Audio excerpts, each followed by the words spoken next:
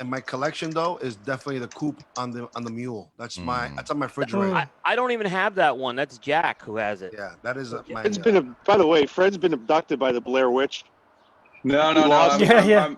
I'm trying to read this saga notification in Spanish here. So speaking of Blair Witch, for a quick second, you know when I first saw that movie, I thought it was for real, so I was like freaked the fuck out.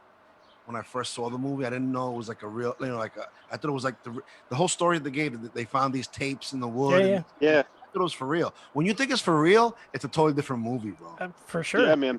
They the guys that recorded it, the group of people, they were students at UCF in Orlando right before I went to college. It was like 2001 or 2. Wow. Or whatever. They came out of that movie and they filmed it in the woods. It was like for a film project in school, and then they just kind of blew up. Obviously, it's awesome.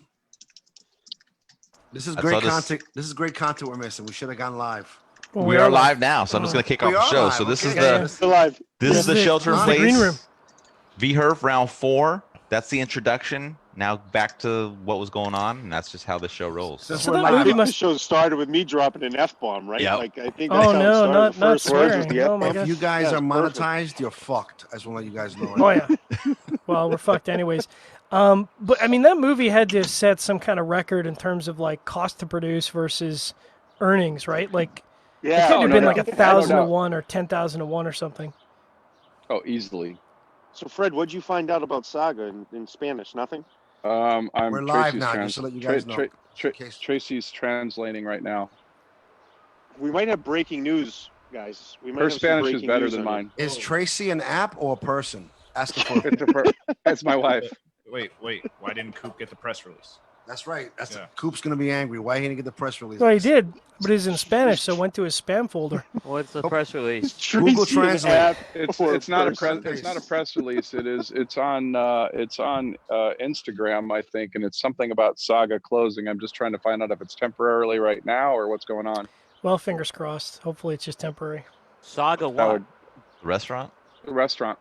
Really? Yeah, I'm just trying to find. I just text Tracy to go look on my computer and translate. That's not. Or I can hold the phone up, and then Juan can tell us what the hell it says. Yes, my eyesight's perfect, and I speak Puerto Rican Spanish. As you know, close enough. Puerto Ricanese. I don't know if I'm going to be able to translate. Mine's usually pretty good enough, but before we start, I just want to thank Aaron Loomis for inviting me on this illustrious panel with some icons in this industry. You know, us being little guys, it's pretty awesome to be here with you guys. So thank you. I want to have a toast to Aaron. Kevin, ready? Aaron didn't know that I was part of the deal. Of course you are. You are me, and I am you. Cheers. What are we all smoking and drinking as we kick this off? Question. I have to go grab my cigars, actually. How do you want to start, John? You said the question, so you start. Give the order. It's a herf, brother. We're just slinging and smoking and talking and shooting the breeze. Well, that's how we do it. I'll let the icons go first. John, go ahead. I've got 2 cigars going. Right now I'm smoking the La Serena 10-year anniversary, which I love. Freaking phenomenal. And then I got the soon-to-be defunct Paso Dobles by Lito Gomez. Man, such a good I bought a cigar. box of these last week. Yeah, it is really nice. So I'm going to smoke that second. I've only had 1 cigar today, so I'm good for 2 here. What are you drinking? I'm kind of, I don't know if I think It's a I might rosé, lose my so icon. go ahead and just say it. Yeah, I might lose my icon status. Moscato. Pink Moscato he's drinking. I know it. I've got a barefoot pomegranate wine close. spritzer mixed with seltzer water. Nice. Pink Moscato. I was correct. Yep. Are you not, John? You're not able to get White Claw in Maine? Is that what the deal was, or how did you end up with? I was gonna, I actually hadn't drank in about 5 or 6 days. Shame on you, taking it John. easy, yeah. So I was taking a little What else time do you off. do in quarantine and the world's ending and there's all kind of wacky stuff going on? You drink and smoke. I do it. I'm obviously I made the wrong decision because I'm going way downhill here. Yes, correct. I'm desperate. But you're still Jon Carney, so it takes more than drinking Pink Moscato to knock you off your icon. Sorry, pal. You're still an icon. Not much though. You're on thin ice. Just you're well warned. If we see that pinky go up, I mean, you're getting kicked right off the show. You're done. You're done. My pinky goes up all the time, so that's just. Yeah, it's bourbon. It's different. No politics bourbon's- and no bourbon's pinky okay. raising on the fourth iteration of this. P&P. Mr. Fred Rewey, what are you smoking and hydrating? I'm hydrating water because I've had 2 nights in a row that a whole lot of Balvenie Doublewood is gone. So I'm on water right now, and I have the Crown Heads La Coalition, Nice. which Brian sent me those, which I really, really liked. And I did have the anniversary, the Las Serena anniversary on Friday. Danny sent me some of those, and it's probably, I don't want to quick call it because I want to smoke a couple of them, but it may be a top 5 San Andres for me. It made my list. Never last had year. it. It was a great cigar. Solid. Yeah, it's real good. It's expensive, but you know what? It's worth the price. It is. It was absolutely worth the price. That cigar. She's saying the And I mean, cost per point is good. Yeah, well, I mean, look, I'm really familiar with San Andres. As Who far knows as how that? Who knows it. how that rating system works? Oh, I know, but it was solid. I was super impressed, and I'm probably very picky on the San Andres anyway. So I would think, yeah. I was very impressed by it. It's So like a throwback to those 8-turn triple play type cigars. Mm-hmm. I don't want to say it's the same. It's not. But it's better. really. Is he continuing to make those? No, he did. No. He did 1,000 boxes. I think. I thought he said that to me. I bought like 15 of them. So I have a question think for he the just panel did quick. 1,000. When you guys get a chance. Question for the panel. So Fred drinking waters, that trumps the man card over Jon drinking pink Moscato? Yes or no? Asking for a friend. I would say no because it comes in the heels of trying to recover from a sounds like a double or triple doublewood sesh, which having been in the receiving end of some next day Scotch, repercussions, I totally get that. Okay. I'm not Those are going to for me, vote Flor, because Flor. Fred gave me the win today on our grilling show, so I'm going to be nice to Fred today. We did damage this weekend, 2 days in a row. I'm still kind of recovering. I am still recovering. When you're 40, I'm 47. I'm sure I might be the oldest guy in the panel here, but 47. Coop, what are you, about 35? So I'm definitely older than you, Coop. 52. But anyway, we had 2 days of I guess you would say we kind of went freedom and had some people at the office. We had Friday, Saturday. We're testing out the new speaker. Yes, testing out a new speaker. It was awesome, but I'm still recovering. And that was Okay. Saturday, so it's Sunday. Friday and Saturday. Yeah. Terrible. Friday I got home at 4 a.m. Saturday I got home at 3:30. I did better. And what are you gentlemen, Kevin and Juan, what are you guys smoking? Kevin, you're younger. I'll let you go first. I am smoking a Sir Robert Peel Natural in the owner's size, the double Corona we just make for ourselves at the office here. And drinking? Oh, and I'm drinking Bullet Rye, my favorite. I am drinking I'm smoking the counterpart. I'm smoking a Sir Robert Peel Maduro. Your favorite? In the double, yes, my favorite. And in the double Corona, that's a size we want to do for ourselves. And I'm drinking for the first time ever Crown Royale Texas Mesquite. Interesting. Very nice. Wow. It goes very nice with a very this is a bold cigar, very meaty, very bold, and it actually goes very nice. And all I got is one big ice cube in here. It's very nice. Is it smoky? Very smoky. Yeah. Get the breaking news. Did you get the purple bag? Did it come in the purple bag? Absolutely. Yes, it did. I actually had the purple bag on the door. We have like this coat rack, and as an honor, so we're gonna have this new thing. We're doing stuff to make fun in the office. So anytime somebody brings a bag on that, there's gonna be a bag collection on the door. So we have one purple bag on the door right now. We're gonna have the patch pillar. Patch pillar, yes. We got the sticker Here's door. the sticker door now. Yeah. Juan's really turning up the office here with the company. It's awesome. Cleaned Nice. up today. It's awesome in here. Aaron, what are you smoking and drinking? I'm smoking a Leon Jimenez from a while back, I got info. and Uh-oh, I'm drinking breaking a news. New Belgium. I got Nitro the saga story. I got it too. Yeah. Who's going to break it first? Who's going Coop's to gonna scoop it. No, this is Fred Scoop it. Rewey. This is Fred Rewey. So I will let Fred go, then I can tell you what I know. Well, here's what I know on the translation of it. So in 2015, a task force under the leadership of Reyes family and ARV Group worked together to achieve a goal, became our city's gastronomic reference. After several years, much dedication and effort, the team that became a family, which started the day by day wanting to offer them the best service, best dishes, blah, blah, blah. I love you so much. Our lives have changed with this pandemic, a situation that will not allow us to provide the attention that each of you deserves. And with many sorrows in our hearts, the Saga family temporarily says goodbye to you. It's not a goodbye, it's a see you later. I see you later with the certainty of returning with an innovative concept and give you experiences that exceed your expectations. Yeah, that's what I saw. So, sorry, translation that's interesting. Because it's not heavily regulated down there right now in regards to closures. And then, but what is he getting a hold of? He may not be able to the product. He may be not. Yeah, that must be the issue. It must be supply, right? Yeah. Because in terms of people going there and eating and drinking and consuming and creating revenue for him, I don't think that would be a long-term challenge. This I don't want another concept. No, guys, if you guys have been to Saga, like Fred, John, and I, you would understand. This is this, but they were probably closed for a while when there were curfews on this in Santiago. So I'm sure. Yeah, I'm sure that didn't help. And then also, you got to think, say the people that go down there, week to week, like a guy like Lito, he leaves on Monday, comes back on a Friday or whatever, stays 5 or 6 days every single week. He hasn't been going down there as much. And he wasn't able to go down for an entire month. So you had closures and you didn't have that back and forth travel. And then you didn't have it with other industries either, that's a premier place to go and eat. Yeah. So, you take that away for several months, it's going to come back. And maybe they can transition, but they probably just not. They say can't get supply, and they're doing zero business because nobody's there. I think it sounds temporary, and it's certainly understandable in this environment. By the way, mad call out there, John, muting it when the car was going by. You're a professional, sir. Thank you. Respect. So I'm it's interesting, and it took a while to kind of translate because it wasn't common words that I'm used to.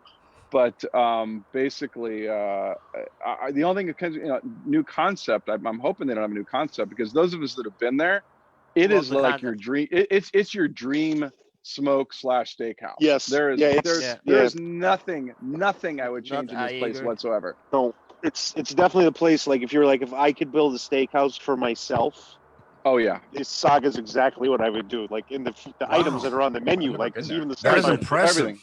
That's impressive. Yeah. I mean, we were just talking. Hold on a second. We were just talking about steakhouses in Florida because I go to Florida a lot. Kevin's going to start also.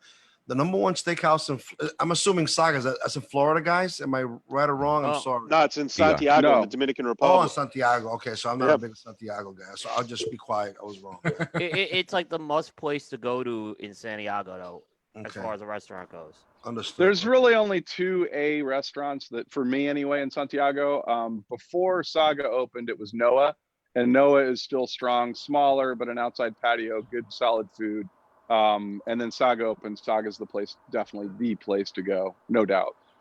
Like if you there's a restaurant called Bartola, which is still there. Bartola's good. Nice. Bartola, I've been to Bartola. Yeah, Bartola's good. What's the menu like at Bartola? What do they serve up? It's changed a little bit over the years. It's gone back to different owners, but they got a really good wine selection. So they got a great wine room. And then everybody started doing the tomahawk ribeyes around the area just because it was so popular at Saga. But it's more Italian. Italian, Mediterranean. It's a combination. It's the same thing. It's a combination of everything down there's like a combination of Italian, Spanish, and like Latin. It's I mean, I would say it's mostly Italian. I would say. I mean, that seems to be its biggest influence. But killer wine list. Like John said, and good environment, but nothing replaces Saga. I really hope it comes back, and I'm sure it will. It wasn't like it wasn't making money. I mean, that place would be packed like on a Monday night. Mm-hmm. Yeah. I mean, I'm not just talking pro cigar because I was there on a Monday night once. it's the place to be seen. Period. Yeah. It's like the prime 112. Yeah. Of the Dominican Republic. Yeah. Mm-hmm. Juan, what's your favorite Florida steakhouse?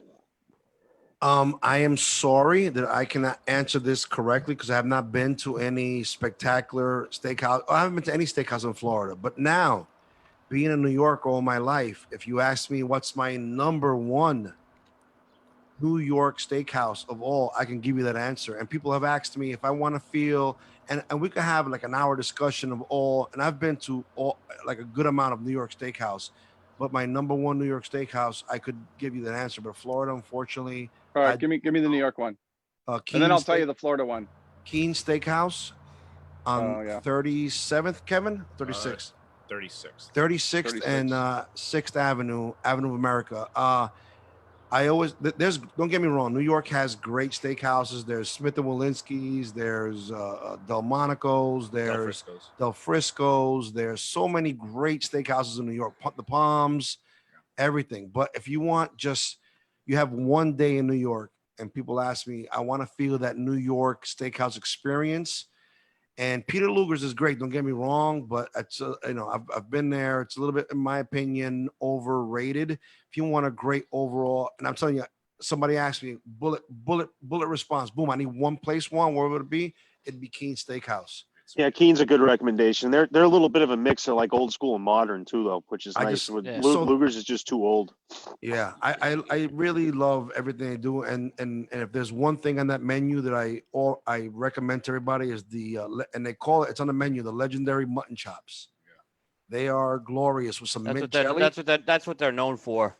It is exquisite. Their clams are unbelievable too. Yeah, if you go with a group, you got to do the porterhouse, and then you got to get the mutton chop, and they'll cut the mutton chop. I think they have a half mutton chop for the table just to try it. If people really want to just have steak, it's awesome. When Jon comes to New York, I'm going to take him there because I like Jon. But listen, the one I hear about Florida that everybody talks to us about, and I've never been there, but that's the place I'm going to visit. Is called Burn. That's in Tampa. Everybody talks about. I haven't been there. I haven't been there. Where they have a dessert room. They have a dessert room or something like that. I'm on keto, but for that one day, I'll break my little keto. You got to get Abe to take you to Rachel's Steakhouse. Rachel's is not really a steakhouse, my friend. Been there. Actually, steak. It's a pretty good good. Steak. I'm not gonna. Was it good? No, it was exquisite. I had a New York strip, a dry aged New York New York strip in Rachel's.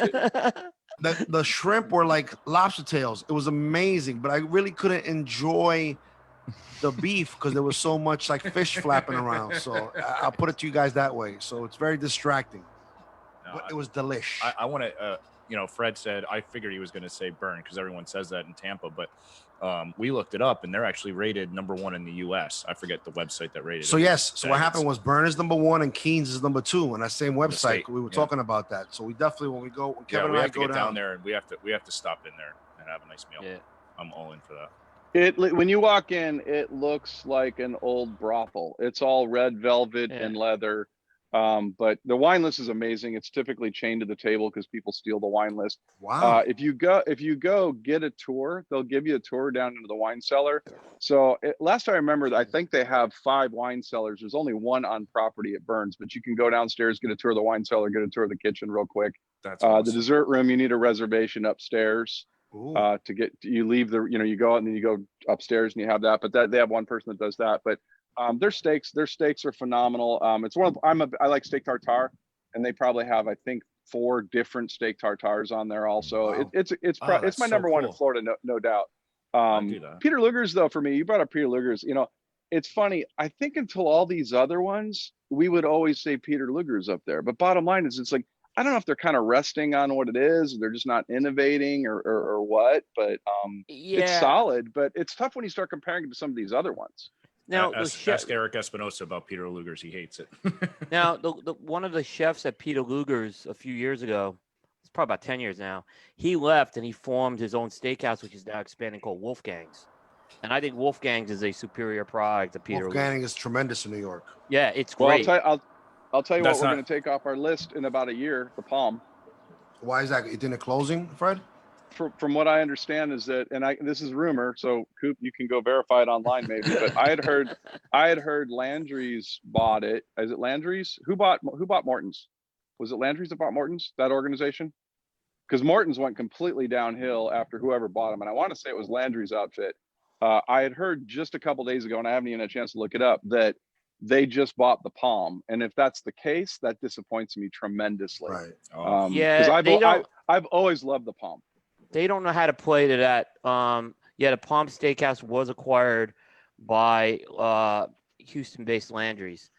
And breaking news. There you go. So the thing is, I want to have a quick toast to Fred for having the inn. Everybody toast to Fred. 2 stories by Fred Rewey tonight. I mean, thank you. Good job, Fred. We may be having a talk after. Can I ask a question? Closing? Is Kevin and I the only 2 people drinking alcoholic beverages? The rest of you guys are drinking soda. Is that right? Oh, beer. Diet Pepsi. I have Diet Pepsi because I'm out of Diet Coke. Beer, whiskey. Okay. I just want to make sure. But Diet Coke is a staple of the. No, because I'm doing toast. I want to know what kind of level I'm going to get you guys. I know I'm not going to get Fred anymore. So Juan, I think I have a reason you're going to be able to tune into primetime on our show. Tell me. Eric's doing the show a week from Thursday. Ooh, very nice. You know I support Eric, so I'll we're gonna do the primetime style interview with Eric though. So I think it'll be like that. because I don't think people have done that type of interview in a while. Very nice. Yep.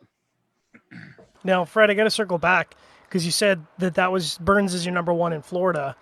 What's your like hands down? No territory, no international border. What's your number 1 steakhouse? Period. I got an answer for that too after Fred answers. I mean, I'd have to stick with Burns. I mean, Burns would probably be my number. But there are some great ones in New York, Chicago, and stuff. Gino Giorgetti and stuff like that. I mean, there's some solid ones up north too. But I mean, if I had to pick one, I'd probably go Burns. If you're talking chain, Del Frisco's is tough to beat from a chain standpoint. I think they're pretty solid. I like the Palm because and actually it's funny, we were talking about this a couple weeks ago before I even heard about the buyout stuff. Is that post quarantine, as far as going out, I am craving, like, I just want to go to Palm and go, look, give me a 5-pound lobster and a fillet right now. That's all I want right now. I mean, I'm just craving, getting a lobster and a fillet, and I'm really disappointed. So I'll tell you quick. So when they bought Morton's, we used to live in Bay Hill, Arnold Palmer's course, and Morton's was right there. And we went there all the time. Matter of fact, our waitress was Donna, who was Tiger Woods' waitress. And so, she, like one time she's like, when, took my daughter over to meet Tiger, and Tiger actually signed the Morton's menu to my daughter, to my good friend Michaela, and he signed it Eldred Woods. He didn't even sign it Tiger. He signed it Eldred Woods. And sitting right next to him is Sergio Garcia. My daughter doesn't know who he is. She could have had them both on the same menu, which would have been awesome. Wow. But so I think Morton's got their steaks from Allen Brothers, I think. But anyway, they used to bring the cart around where, they'd show you the different steaks and fillets and stuff. Which, that went away when they got bought out, which is fine. But I always thought it was a cool part. But what really upset me is the last time, and I have been to Morton's for several years, is that you can see a little bit of the kitchen. You can see where the grill is and stuff. And what really upset me is that, and I've ordered steaks from Allen Brothers, and they come in these kind of vacuum packed, individual vacuum packed things, and they're sealed real well. And I looked over the kitchen, and the guy was right there in front of everybody, peeling open those things and putting them on the grill, as opposed to doing in the back of the house. And I know they come that way, but I don't want to see it. That's how I get them at home. And so I never went back. I haven't been back. I haven't been to Morton's for years now. So I don't like the Palm at all. I'm not a big fan of the Palm. I ate there once. It didn't do me. Yeah, no, it's so inconsistent. Del Frisco's is the best chain because they're borderline not really a chain, but they just got bought out by Landry's too. No. Yeah, a couple months back, like last year. What? John, in chains, where would you put Ruth Chris? Ruth Chris, top. I'm not a huge Ruth Chris fan. My favorite chain is definitely Del Frisco's, and then I like Morton's simply because of this. Their rewards program with Landry's is ridiculous. Okay. Like for every $100 you spend, they give you like $10 back or whatever. So it's like you can go in and you can take customers out. Oh wow! And then you're like taking your girlfriend or your wife out for dinner at Morton's. Oh, nice. That's awesome. I don't mind Capital Grill on Wall Street. Capital Grill. Yeah, Capital Grill's solid. Yeah, it is solid. Yeah, that was a good. See, I'm not a Palm fan, mainly because the one next to Stogie's in Houston is really not good. Well, that's actually my least favorite one. Yeah, it's awful. It's just not a very good steakhouse. So they're nice. It's fine. It's there, but that's the one that kind of turned me off a little bit. DC Palm is great. Dallas Palm is great. Orlando sucks, not because of the food, but it's in the Hard Rock Hotel. Yeah, location's brutal.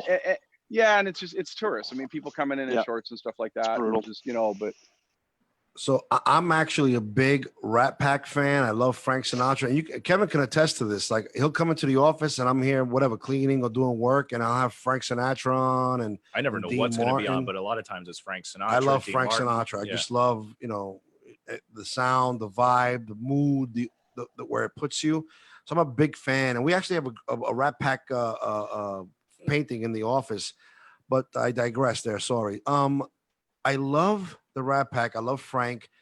I love Keen's. Don't get me wrong. If I'm going to name somebody before you die, you're going to have one steakhouse, go to Keen's, New York. But I really like the ambiance, the feel of Golden Steer in Vegas. Yes. When you walk table in there, 22.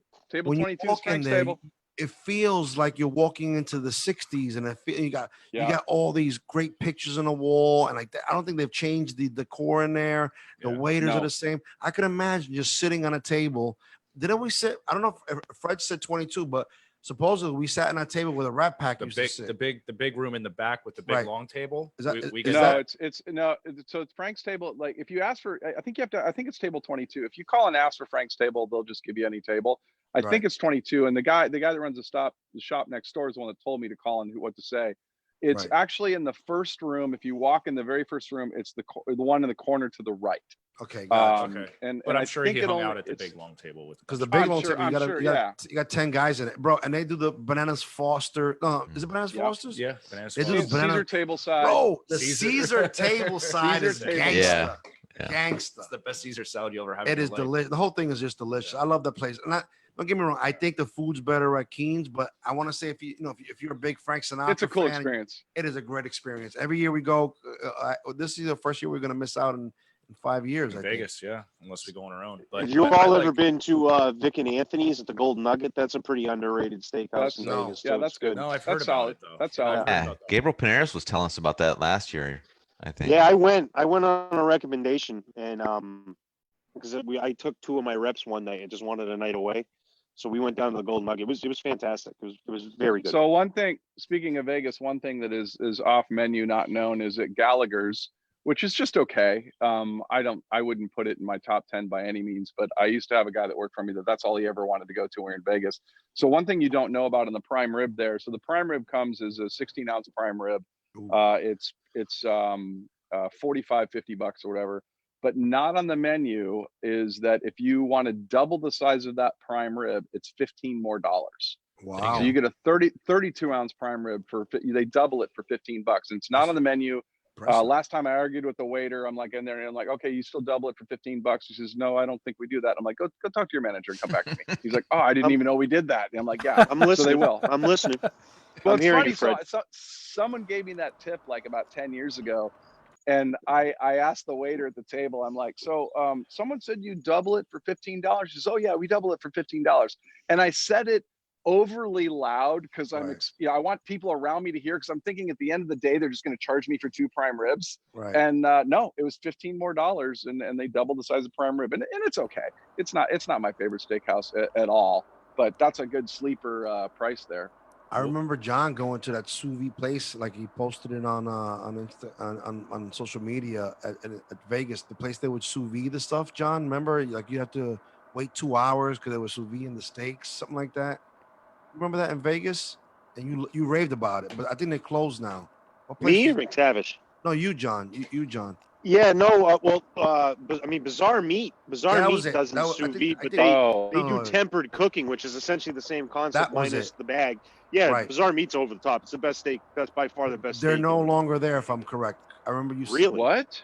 I could swear somebody mentioned that they're not there anymore. I don't know how true it is. I hadn't heard that. Oh, rookie. I was there the first time in January, and I went there twice. Yeah.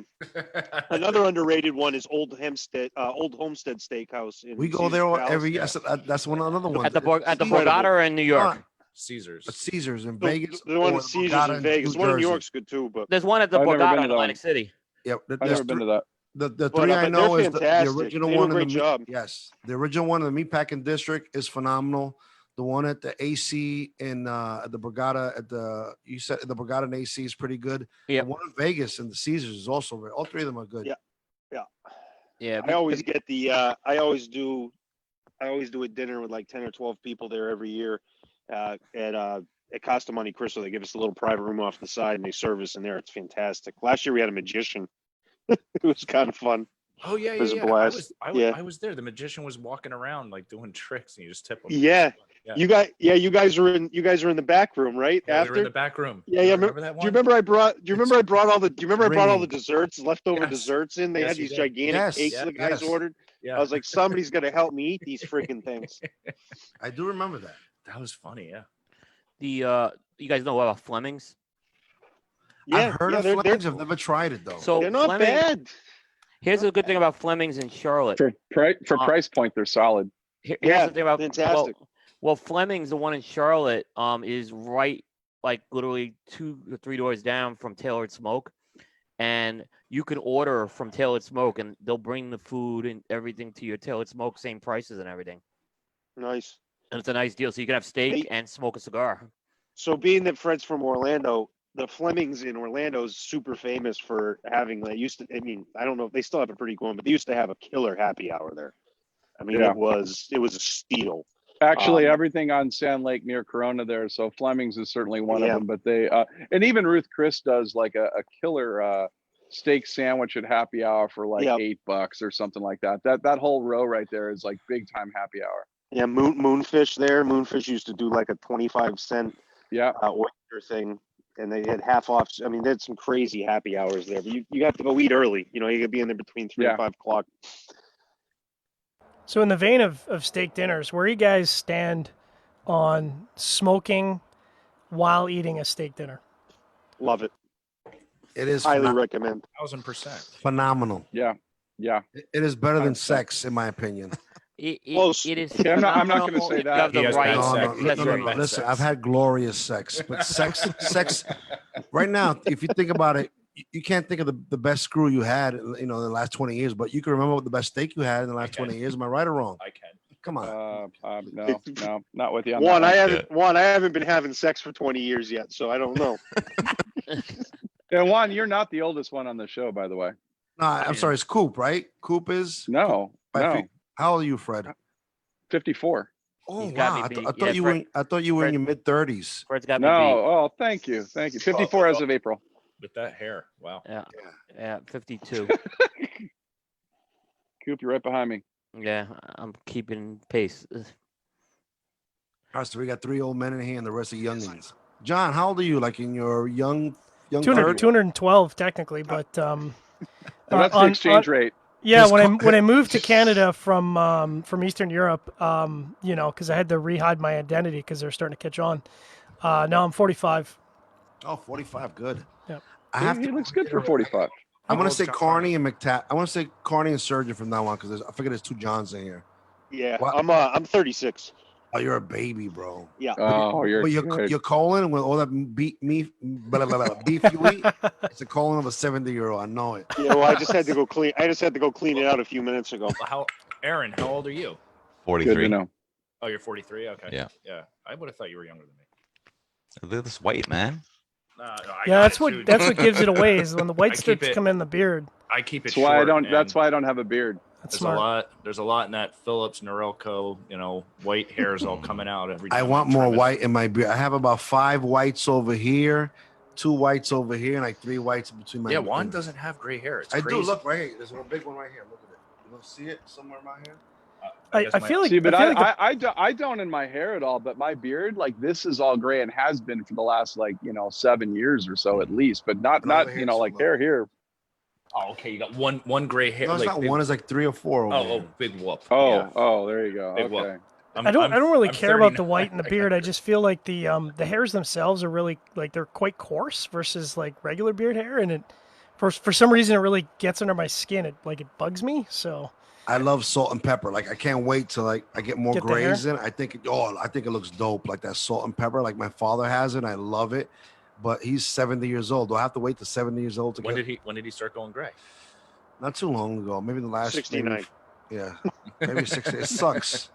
And then my kids, every once in a blue, like when I'm not watching, they'll pluck gray hair out of my beard or my hair, and I get very mad at them because I'm trying to grow more grays. Oh wait, I see one in the beard now. Yeah. There's like 2 or 3 in the beard.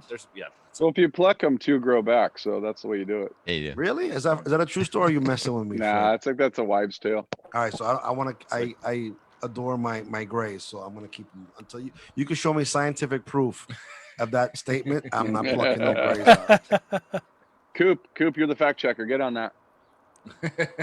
Coop, can you Google that for us, please? Of course he can. You're the best. So I never got around to. So go ahead. No, I was gonna say we were talking about steakhouses. And you're never gonna get around to it, John. Yeah. Almost. Missed it by that much. Kevin, tell him, and I'm gonna start. I'm gonna actually. Juan does this, right? I apologize. So we go on a podcast, yes, and they immediately like open up the show, and Juan doesn't let them get a word in edgewise. And the last show we were on, I'm like, guys, just so you know, Juan's running the show tonight because that's what he does on. No, I don't mean to do it. I know he doesn't. I don't mean to do he it. just gets excited. He gets excited. I do it when you're in a room with icons like right now. It's exciting, so you get excited. Well, you're also the way I look at it is like, so I was on the Cigar Authority a couple weekends ago, and there was a guy that wrote in. They did the after show about it, and the hilarious guy was show, by the way. Yeah, it was great. So this guy wrote in and said he didn't want to smoke LFD cigars because he thought I was acted like a know-it-all, and I was like, wait a minute, I was the guest on the show. Like the show was about me. Yeah. Like, you invited me on the show. What am I not supposed to talk? Yeah. So they did a whole after show about it, and they read the letter from the guy, and they proceeded. I had nothing to do with the after show, but they proceeded to rip the guy apart on the after show. It was quite funny.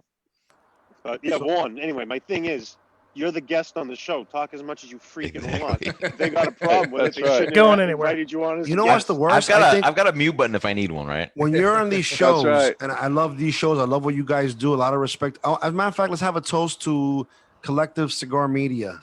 That's right, man. Cigar Media. Cigar Without Media. you guys, we wouldn't be where we're at. Slunge it.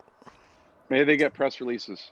There are these moments of like weird, awkward silence. That's what you don't want. That you always want a very kind of flowing show. People always talking. I've seen shows sometimes people have like maybe good 30, 45 seconds of just awkward silence. Like you're hitting your screen. Did my screen freeze? Oh no, I just saw somebody move.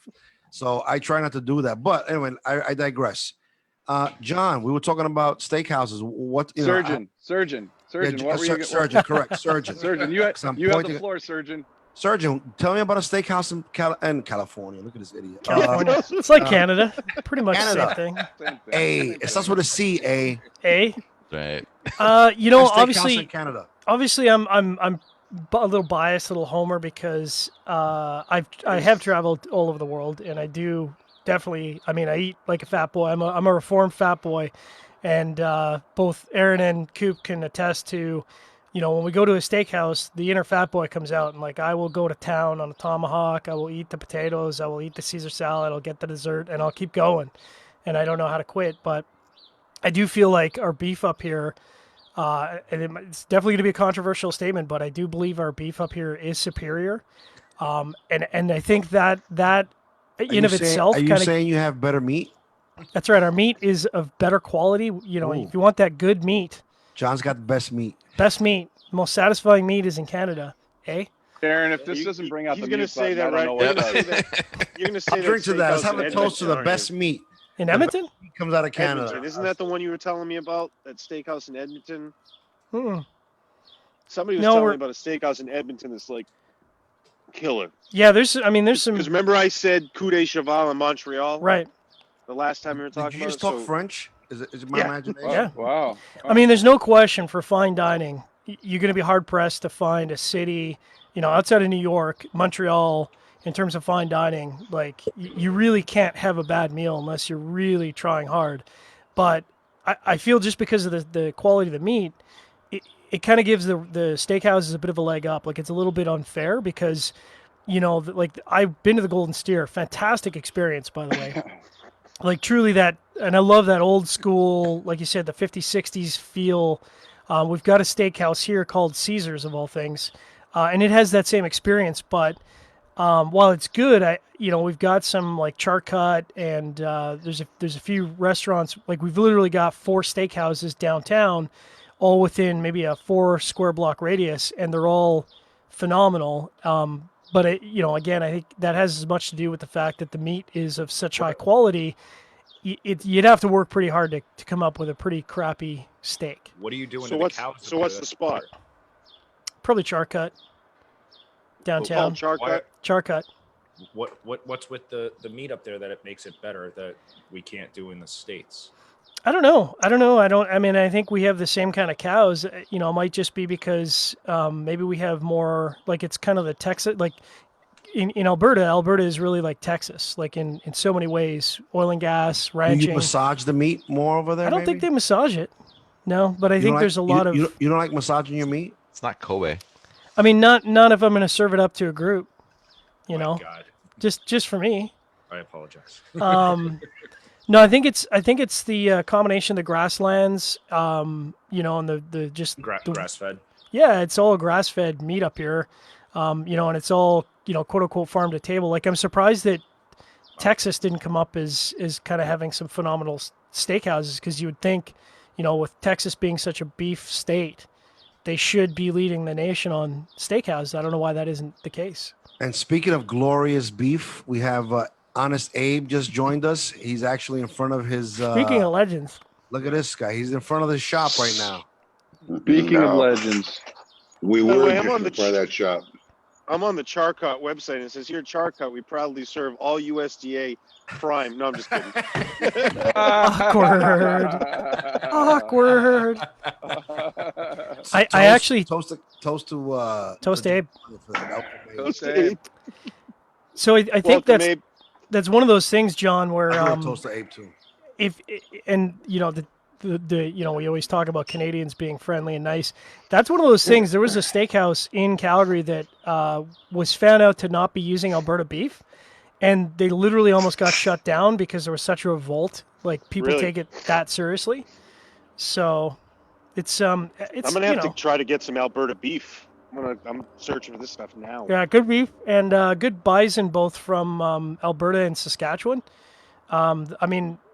I know we've talked about it on the show before, but I got to say, like, between a beef ribeye and a bison ribeye, if you can get a bison ribeye and a guy knows how to cook it right, like cook it, because you got to cook it several levels less, like, it's got to be almost rare, because bison cooks so quickly and it's so high protein versus fat.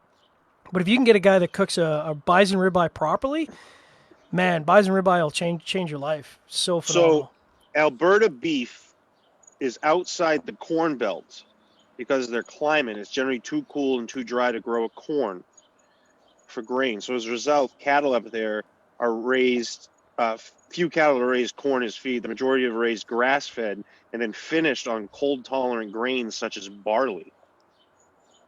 Nice. So that's that's how they market the meat. So it's grass-fed and then finished on barley. It's pretty good stuff. I take protein shakes, and it's all grass-fed whey protein. So maybe I'm getting it from Canada. Maybe. If you're a cow up there and all of a sudden they start feeding you barley, it doesn't end well. Yeah, it's not going to go well. Abe, you seem like a guy who enjoys a good steak. What's your favorite steak place? It kind of depends on what kind of steak I'm in the mood for, honestly. So if one of my favorite steaks is the Cajun ribeye down in Morton's. They got a great Cajun ribeye. They marinate for 48 hours. They get it blue cheese crusted. Abe, I keep hearing about this. What's it called? Burn in Tampa. When we go down there, Kevin and I are gonna take you and over there. Yeah, Burn. I went to a couple times when I first moved here, and they were still cigar friendly when I went there, so it was really great. Oh, you could smoke there? No, not anymore. Not anymore. I think somebody mentioned, we were talking about steaks before. Somebody mentioned Rachel's, and I did say that I enjoyed the steak. That one night we were there, it was a phenomenal steak.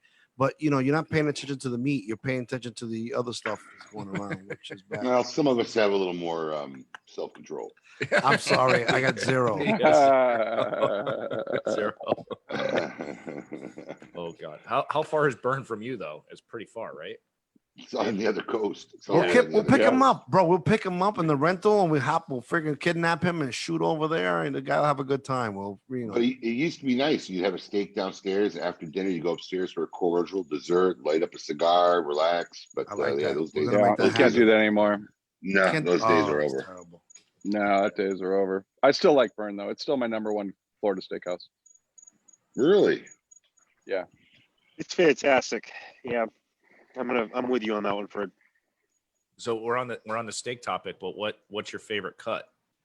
Ooh, that's a great question. Wow, Kevin. Ooh, phenomenal Kevin journalism. brings out phenomenal journalism. Media.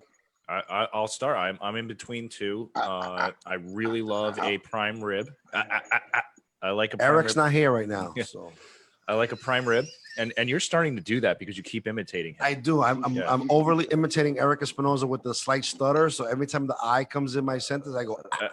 You're starting to do it. Yeah. I know. It's bad. So I like a prime rib. I love that cut, but normally when I'm out, I'm not sure how they're going to do it, so I'll go ribeye. Same cut, by the way. Same cut, just done differently. So yeah, the preparation. You prefer prime rib over grilled steak. Yeah, I like it just raw. Like, it's beautiful. Kevin, have you smoked a prime rib? I have smoked. I've done a million of them. Yeah. So have I. It's perfect. It comes out perfect every time.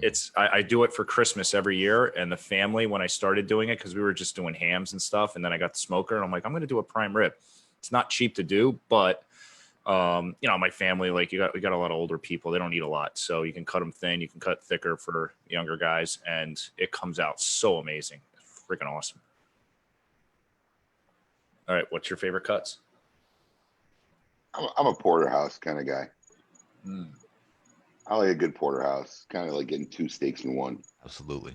That is delish. I can't eat a whole porterhouse. That's only when we go out as a group, right, Juan? We get the porterhouse. Come on. What? You can't eat a whole porterhouse? Oh my God. We usually do depending if there's two people, we'll do a porterhouse for four because we eat a lot. But when you get those big pieces of meat, they just taste a lot. I don't know. I don't know if it's my imagination, but those bigger cuts are, in my opinion, better. Kevin, can you add to that? Agreed. The bigger cuts of meat are better. And when the steak comes to the table with a big group of us, the waiter can't even put the steak down in Juan's with his fork. I'm using our end right now. Must you say that he is too? grabbing pieces off of it. Like you gotta be game time ready with Juan when you go to have a steak dinner with him, and you're sharing.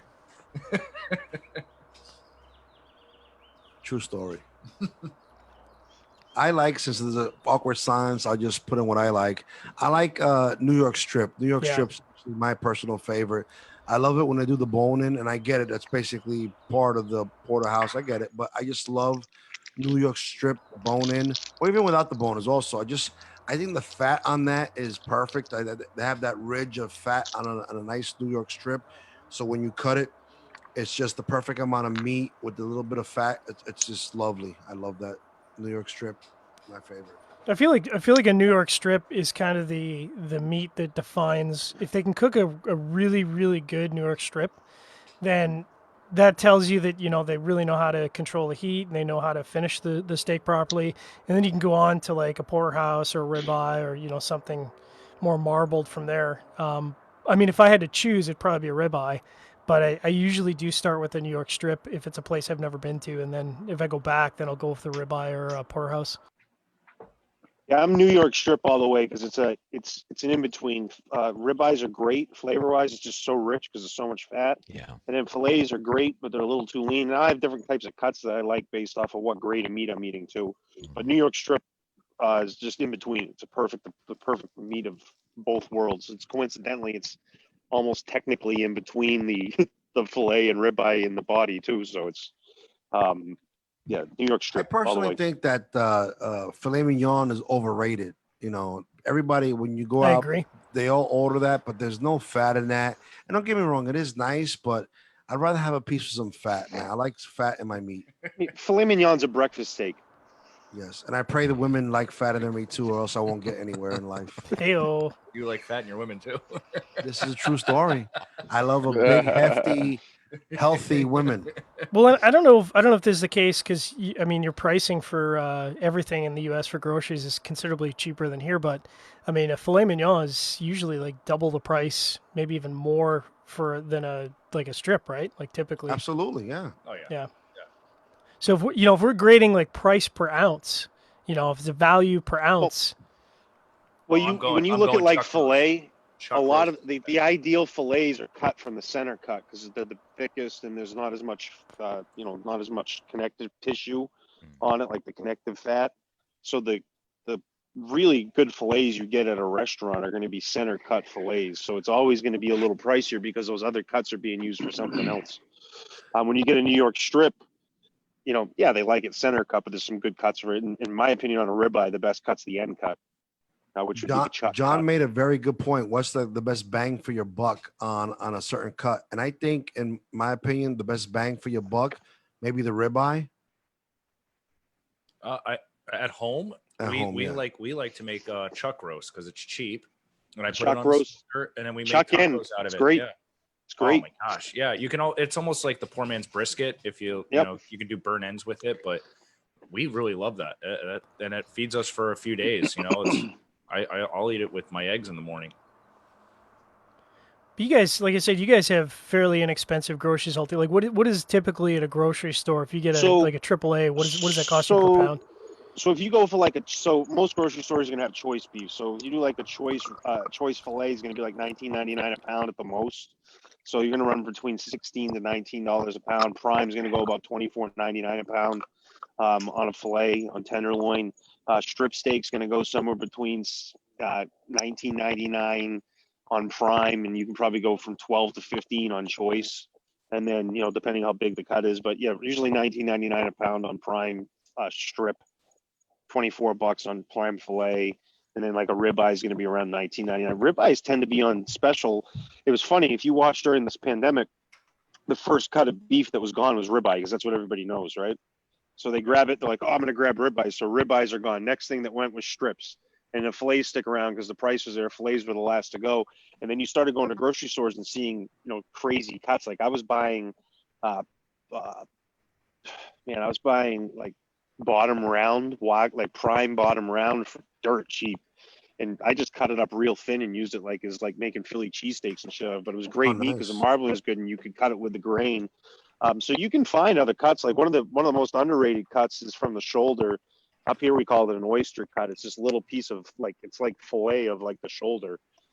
It's tiny, but it's delicious. And then like top sirloins where picanha comes from. So that very top edge of the top sirloin is picanha. Now sirloin itself isn't really marbled, but the picanha is great. So there's all sorts of exotic, not exotic, but alternative cuts that you can really find.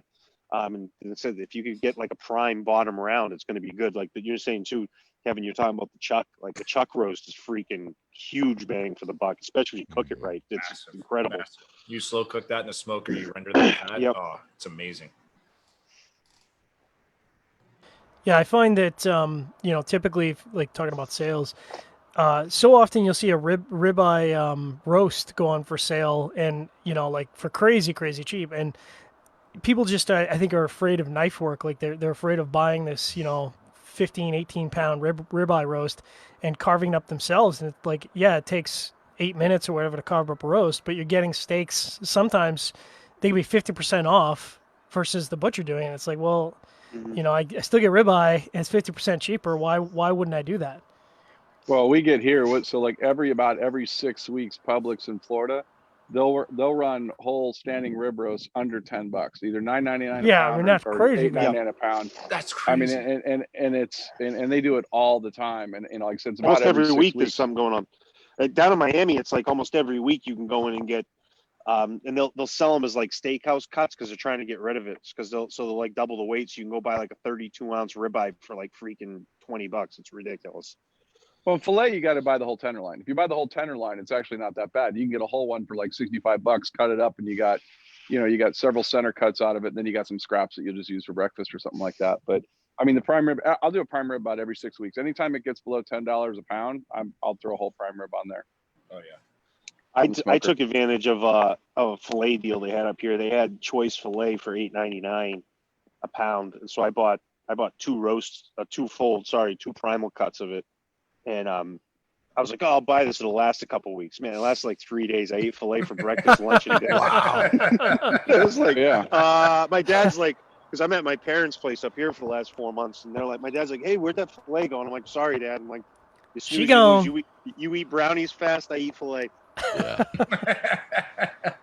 Getting that COVID 25 going. Woo. So we had on the quarantine grilling show earlier today. It was kind of a fiasco for me. There was a lot going on in my backyard. We got a black bear out here. So now I'm sitting outside and it's dark. And I don't know where the black bear is. I'm sure he's still out here. So if I get up and run away or you hear me scream or something, it's because the bear came back and hung around. Maintain eye contact and assert dominance. Bears are really skittish. They get scared real easy. As long as you're not messing with them or their cubs or whatever, you're fine. So they generally stay away from you. It doesn't stop people from being scared of them, but they're really, you're better off. You'd honestly have more of a chance of having a run-in with a raccoon than you would with a bear. But knock on wood. We'll find out tonight. Yeah, Fred's been waiting for 4 hours for this. Our show would have went viral if the bear came rolling up. That'd be podcast history. I was like, I know. I was rooting for the bear. That would be impressive. Could just see John running around the grill, flipping, coming back around, screaming, coming back, checking on it, running back around. Classic. At the end of the show, Fred goes real seriously. He's like, hey, what? He goes, over your left shoulder. He's like, can you tell me what that black thing is over your left shoulder? I'm like, I look. He goes, I think the bear's come back. I'm like, you had me for a few seconds. I was starting to look over my shoulder. I said, okay, don't move, John. Right over your railing, which is right next to him. I said, the bear's right there. I saw this thing with a bear the other day. I don't know if you guys saw it on social media. It was like this little kid somewhere. They were talking. I don't know if it was Russian, but the kid was about 12 years old, man. God bless him. He didn't panic. He didn't run. He just basically, it might have been Russia. He just normally walked away from the bear. Because had that kid run, that bear, I think, would have chased him and freaking mauled him in front of his parents. It was a good-sized bear, too. It was tremendous. We had a bear in our neighborhood, and I was driving home. It was coming up the street, and I saw the kids were out on their bikes. I rolled down my windows. I started yelling at the kids. I don't even know them. And I'm like yelling at them, like, everybody got to get in the house right now. Like, everyone get in the house. There's a bear coming up the road. And they all ran, and they went home, so they were good. Yes. Yeah. We have them. They come over the fence. My neighbor's yard we have the aluminum fence. It's hard for them to climb, but they have like the wooden, like 3-post fence, like the old one. And they just come over, and the idiots got beehives. Well, guess where the bears are going to go? Right into the beehive. So, and then we're like, oh yeah, maybe we need to get rid of these because the bears keep coming by. All I do to keep animals away outside here in the back is I got tiki torches all over the place, so I keep the fire going and the tiki torches going because they won't come towards the light. I read somewhere that if you pee around your property, supposedly, and I know it sounds gross. My wife hates that I do it, but actually, I don't know if it's just coincidental, but that's not why you do it. No, but it helps. I pee around my property, around the edge, and like I don't get deers in my property. I think something with the hormones and the urine. It's real. It's 100%. That's real. Is that for real? I know that's what I tell her when I'm doing it, but she calls me a savage because I'm out there drinking in the patio and I won't go inside the house. So I just walk out to the cornfield and pee around as I'm walking, I'm doing the whole perimeter. And I tell her, listen, I want to keep bears and stuff away from here. So that's true, John. Are you confirming that? Yeah, it might not officially stop them, but they're going to smell it and know that somebody's.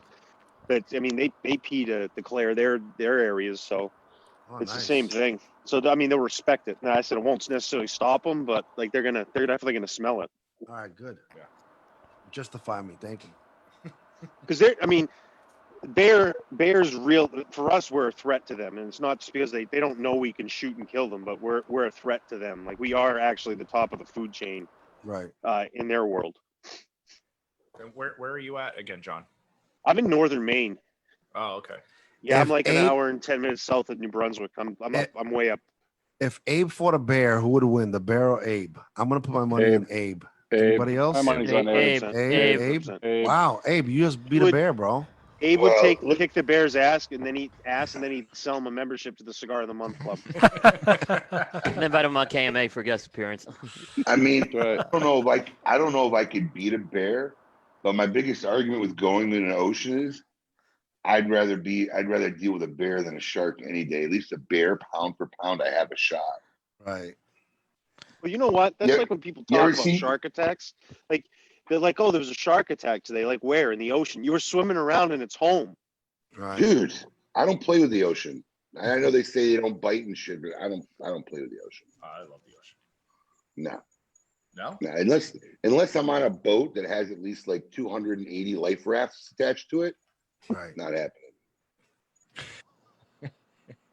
No, Kev, I live down in Miami too, Kevin. So I've been up here because I was up for a doctor's appointment right when this all. And then you stayed there. That was a great story when you shared that story. You gotta tell them. Yeah, that was a great story. So yeah, well, I was up for I do my dentist and doctor up here, so I was up for a dentist and doctor appointment. I just flew in, and everything started to kind of get canceled. So I was like, I'm just gonna stick around. My parents weren't even back home yet; they were down in Florida on, their 3-month hiatus.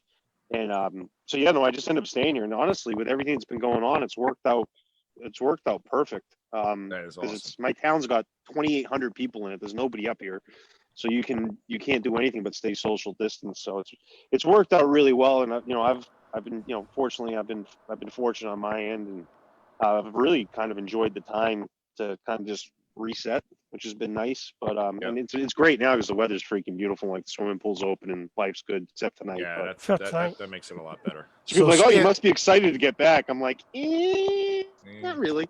So Skip, your Call of Duty team either won the tournament or lost it because you're now on. Which one is it? Did they lose? Did you win? Which one is it, Skip? I didn't know there was a tournament. No, come on. You're a Call of Duty guy, right? I don't know. I'm just recreational. I'm not a competitive player. Skip, I can mute him at any time. It's okay. I'm not gonna attack him. Skip's my boy. I do have to say, after the last time we were talking, you broke some news to me, so I had to send a message and apologize for not knowing that. No, whatever. Yeah, we're not talking about that right now. I don't know what. Am I missing something? Yeah. I mean, McTavish didn't know the Bill of Rights for Canada either. Juan was That's a few right. Tito's. I had to look that up. I'm gonna remind him, Skip. Canada has a Bill of Rights? So Skip, I was like, I'm sure we must, right? One thing we talked about for a later time, maybe later in the year or whatever, we do want to do a show with Developing Palates where you moderate McTavish and I taking each other's citizens tests. Nice. That was confirmed that we do want to do that. Wait, Skip, But the Canada one has to be in French, right? Gotta help me. Language. Hey, Carney, Ooh la la. when in doubt, see it out. Yes. Well, you know what? I'm gonna take the closest province to me, which is New Brunswick, and their language is English. So I'm gonna go with that. I'll take it from New Brunswick. It's sort of English. I mean, you've been up to New Brunswick? I have, yeah. I mean, it's a form of English, but I wouldn't necessarily call. Yeah, it's kind of like that main. It's the main thing. It's the twang. I get it. I can do it. I will tell you this. So in Nicaragua, I tried to read a lot of history. Like I wanted to understand the history of Nicaragua, and so I started asking a lot of my employees in Ireland. They don't know a whole lot of history, and they don't give a shit. Like when I was in the 6th grade, I took Texas history, So like I can tell you all the history of Texas, the basics from all the way up to the Alamo, right? From the Alamo. But in Nicaragua, it's like, yeah, once upon a time the Spanish were here and then a gringo took over and then basically the Sandinistas. That's pretty much it. So same thing with Dominican Republic. Like they got the big monument downtown. Nobody knows what it stands for. The obelisk or whatever. You could probably pass the Nicaragua citizen test, is what I was telling you. I guess they got bigger things to worry about.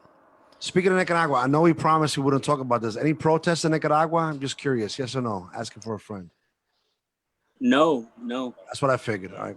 Me, myself, and I. That's it. I'm sorry that I even mentioned. No, if you protest in Nicaragua, they just shoot you. Yeah. No, I'm not kidding. That's kind of the rule now. So yeah, they don't screw around. maybe our president's onto something. I went down and when all that unrest happened in Nicaragua, I was there like a week before. Eric calls me up and he's like, one of my guys got shot right outside of the Hex. And I'm like, what? Jeez. He's like, yeah, that's where you were staying. He goes, it's bad down there right now. Get ready. Yeah, it was this week, 2 years ago. Yeah. Because all the memories are showing up on my timeline. I'm glad you're safe, Skip. Well, I don't know if I'm. Yeah, but you made it. Let's not quick call this. Yeah. Let's not quick call this. Wait, are you in Nicaragua? Yeah, he's in Nicaragua. I can tell. No, he's not. No, he's not. No, he's not. No, he's not. I know. I'm just joking. I live like 2 blocks from downtown, so it's pretty. So wild. you can hear? Can you hear them? Not as much. I can hear the sirens and the. Okay. When we went to, I posted some pictures when we went to Mexico City earlier this towards the end of the year, and when we were in Mexico City, there was a huge there was 3,000 police officers stopping this thing that was going on. There was mainly women, and so Arlen said today it's like everywhere we go there's a civil unrest. So it's probably not a good sign. You shouldn't have questioned that border patrol guy at customs, Skip. This is causing all the problems. Yeah. Oh man. So Skip, we were talking about steak here earlier. What's your favorite steak place in the U.S.? I don't know, man. I think some of the best steaks I've eaten are in Vegas, but there used to be a steak place in the Riviera called Michael's. I don't know if you ever went there. It was like a mob kind of deal. It was 5 tables and that was it. And you kind of have you kind of had to have a inside in to get a table. But even though it was in the Riviera, it's probably the best steak I ever had. Really? But that place outside at the convention center, was it called Cut? That's a great spot. Cut's very good. Yeah, Cut's very good. Wolfgang Puck. Yeah, but I mean, most of the steak places I've been to, they've been, there's a level you get to where you're as good as 95% of the rest of them. But then every now and then you go to a place that just is, completely above. So my first ever steak tartare was actually with Skip Martin in Nicaragua. You remember that? I was a little bit scared because and it was a big chance. It was in Granada. He took me to some place we had raw meat in Nicaragua. Remember that, Skip? I do. The best steak place I've ever been to ever, thinking about it now, was at the W in Amsterdam. Ooh. I think it was called, maybe it was called Prime or something generic like that, but it's the steak place that's on the roof of the W in Amsterdam. Is it just me, or does the fat on European beef look different than the fat on American beef? Yeah, for sure. I don't think even in Nicaragua, the meat's not the same. But when you see a steak in Nicaragua, when you see a cow in Nicaragua, you put the 2 and 2 together. So don't got time to wait for that boy to fatten up. People are hungry. Yeah. Talk about farm to table. I mean, got somebody checking their watch every 5 minutes. Let's go. But what's interesting to me, and this would be something I would ask you, Carney, is in different places they butcher cows differently. So, for example, the same cuts of meat don't exist in every place because they cut the meat for a different reason. For example, you don't really get ribeyes out of Nicaraguan cows. You get, Loma is, I think, the same thing as a tri-tip, but sirloin New York strip, you try to go to a site where you translate, what is, if you want to make a roast or whatever, what is a rib roast? It's they don't cut them, they don't butcher them the same way. Yeah, well, the diets are going to be different. So the different parts of the cow are going to be shaped, are going to be developed differently based off of what they're eating, how they're living, how they're being raised.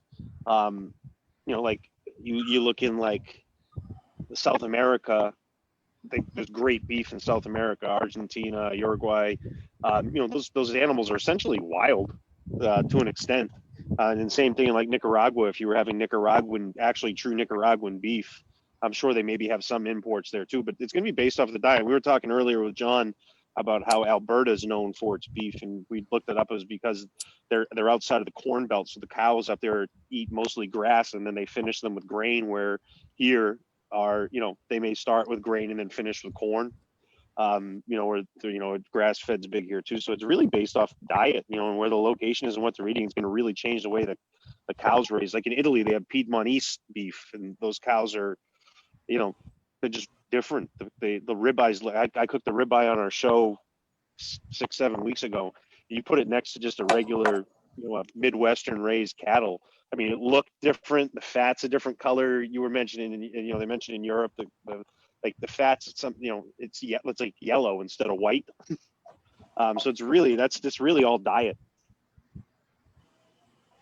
Which would then, to your point too, which would change what you're eating it for, what it's being used for, what it's being cut, how it's being prepared and whatnot. Yeah, but I've been to Argentina steak places. I went to a steak place off the Champs-Élysées in France. It had all the meat and the dry aging, and it looked like American steaks, right? I mean, in terms of, you could say, that's a tomahawk, that's a ribeye, that's a New York strip, that's filet, but in Nicaragua, they don't butcher the steaks the same way, meaning they don't cut the meat the same way. So like for example, this is a bad example, but you know how a filet comes out of the corner of a porterhouse, right?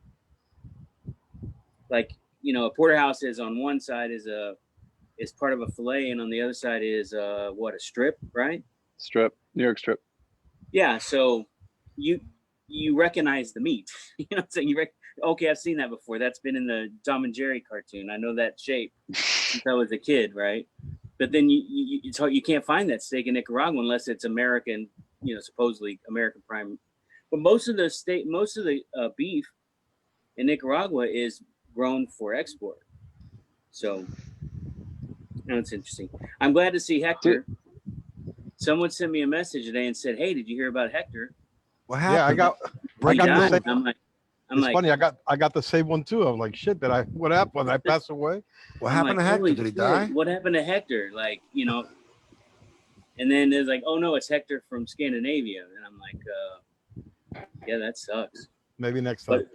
But for like 2 minutes there, I thought you were a goner. Oh, thanks, man. I thanks. I think I would definitely go down. I would definitely go down in the prime of his health. Yeah, cut down in my prime. Yeah, that was I met him last year when I was in Nicaragua. He was a very, very, very, very nice guy. Very proper. When you were working on the project with Justin? When we were doing Warzone, yeah. And he was very nice. I got to tell you, he was a gentleman. He was a very nice guy. I mean, he was always cordial to me. I think him and Esteban had a little bit of a, kind of a competitive past, and but I think everybody that ever met him said he was a good guy. So that's what Justin had told me. When I saw it, I called Justin myself and said, "Hey, did you know?" Because he goes, "Yeah, we heard this morning." And he was always very nice, man. He was very cordial. He was very, he didn't. He had a good vibe. I'm sorry, I'm a little beat up. I've had a rough couple of days, so. I can imagine. I have a toast to you, though, Eric. Hector. Sorry, Eric. I'm sorry. I got Eric in my brain. Happy anniversary to Eric, by the way. So I've toasted that. So one day. All right. And I have one of my mentors and my idols here right now, Hector Alfonso Sr. Thank you. Wow. Slunja. Will you let Juan go to Nicaragua with you? Won't happen. No chance. No chance. I mean, he could not know. He would not have to know. Like, I would have to surprise. Hey, what's up? We just bump into each other. Because when you think of guys who can show up subtly and not be known that they're there, you're the guy I think of all the time. You're absolutely the guy. Don't know them. He's like a social ninja. He couldn't help himself. There's no way he could get on. I could help myself. In reality, I could not post. There's no way you could get on a plane from New York to Miami and then wait in Miami, then get on a plane to Nicaragua and not have one post or one toast. I mean, give yourself up, bro. That's a true story. So Is everybody safe? Skip, how are things in Austin and Dallas? I read some things this morning. Well, I mean, I just know what I see on the news in Dallas. I mean, here it's university town, so you know. I think we kind of said we weren't talking about that. Is that correct? Oh, I'm sorry.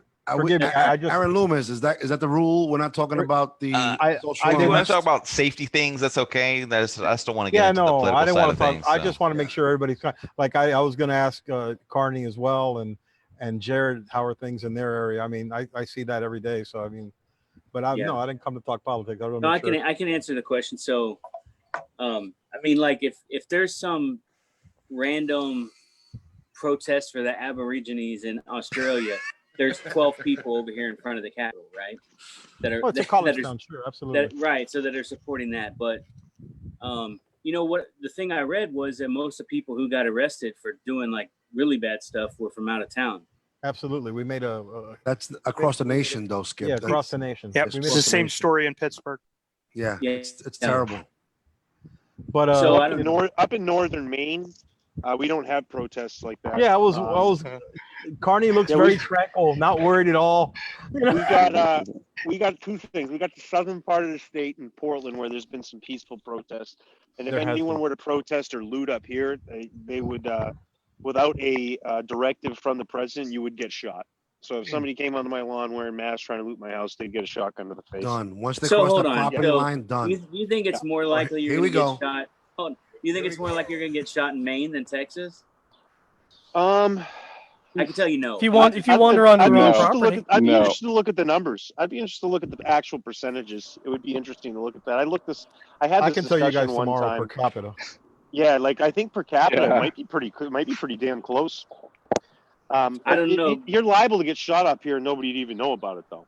I mean, I could fire off a gun right now and probably nobody even think about it. Yeah, I don't. But Hector, no, we're safe up here, and I haven't done any travels and anywhere around that stuff, and I'm not really traveling right now anyway. But no, we're good. We're good. I mean, we're COVID free and rioting free. Because I had heard Aaron. COVID finished, by the way, as you could tell by the media. There's no more COVID. It finished. Hey, we're not going. We moved on to month. Hey guys, here we go. Get it in while Loomis is gone. Get it in while Loomis is gone. Let's go. We're breaking every There rule. is no more COVID. Finished. COVID is done. We're in month 6 of Jumanji. We're in the in Jumanji. Now Yellowstone's going to blow, and we're all going to survived. I can tell you, Nicaragua. My favorite meme though in the last week was we're hearing that. We're hearing COVID's real. Where they said the 2 astronauts left Earth today. Good for them. Yeah, they just wanted to bounce. They're like, I'm done. Going up to space. Guys, speaking of that launch, I mean, after being so used to watching the space shuttle for so many years, I was scared. I was really panicked as those guys. Absolutely. I was nervous too because that's a private company, right? So, but not just that, the way I guess the way they engaged, the trajectory, and the way the firing of the rocket, it kind of sprouted like a flyer. I was like, oh man, every bad thought that has ever come into my mind, I felt, I was so happy. For Did you watch? I think that's because 2020 has been so shitty. You just expect the next we watched shit to happen. Well, we watched Saturday for a few minutes. The test runs were cool. Like they showed they've had like 40 test launches, and they've got this little device or system that like if there's an issue with the rocket, it shoots off the little pod. And I watched one of the videos of it when they actually blew the rocket up to test it to show NASA and the government that it was flying. And they shot the rocket up and they caused an explosion, and like the little rocket pod launches off to the side, the little pod with the people in it, and it floats off on its own. So it's got a bunch of cool safety features. How are they? Those rockets can come back and land too, right? That's my question. Yeah. How they landed that one in a barge. I was like, that's right. Oh, that's crazy, man. That's where they land them. That's crazy. They did that this time too. Yeah, it landed. There's like 20 minutes later. That's the whole thing that makes it, I guess, feasible. More economical, yeah. Not just that, but it reminds me, watching them land reminds me so much of like, the cartoons, It looks just like it. Landing perfectly. Well, because that's just not how it's done. I'm not a contractor. We got to see it. But I bet you the guy live here living. The guy who laid down that concrete, that had to be some bad. I need some concrete, but it's got to be heat resistant. Well, I'm talking heat resistant. Well, I don't want to be the guy who takes off in this rocket the second for the third time. Right. It's like, hey, is this a used rocket? I'm gonna need a Carfax. We got to see it. We got got to see it live here. We got to see it live. It was pretty cool because I could see it from my house, so I could see the rocket go up and stuff like that. It was pretty neat. Fred. But that capsule actually that can jettison the people that are in it. So there's the 4 engines that are in there is the equivalent thrust of like 8 F-16s. I mean, they are no joke. That's just in the pod. That's just the pod. That's the there's 4 rockets in that. The one they did about 2 months ago where they purposely blew up the booster to test it. That's when they released all the stuff about the rockets that are in that pod, and the thrust on it, it's absolutely amazing to get it away from the boosters. There's a YouTube of the rocket launch where it takes off, does a circle, and then comes back and lands. They had a really great camera system to track that taking off and coming back. I mean, it really is surreal. To your point, Hector, watching that thing come in, line up perfectly and just set down like it's no big deal. But I mean, that's just mind-boggling. They can do that. Anybody here in their 50s? Anybody here in their? I can see Gigantor's coming. I can see it. That's the I mean, that's that's the next step. After watching that, the big flying robot is next. That's awesome. I mean, that really is incredible.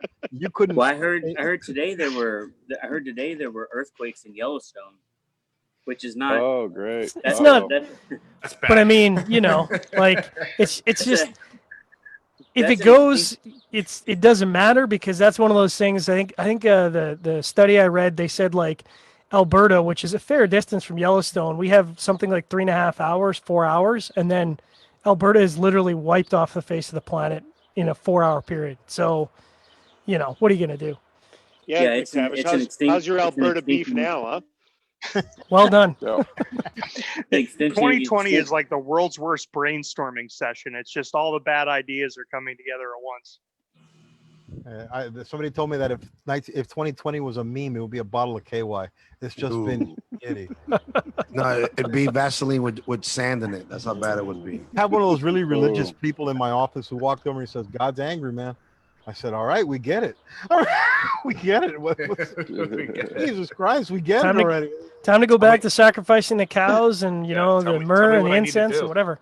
What can I do? What can I make? What part can I fix? I mean, maybe we really did die. One of the Mayan calendar expired was it 2012? 2012. Maybe we all died, and we're in like hell right now. This is what's going on. So this is Westworld, is what you're saying? Yeah, I was gonna say this is an episode of Lost. Yeah.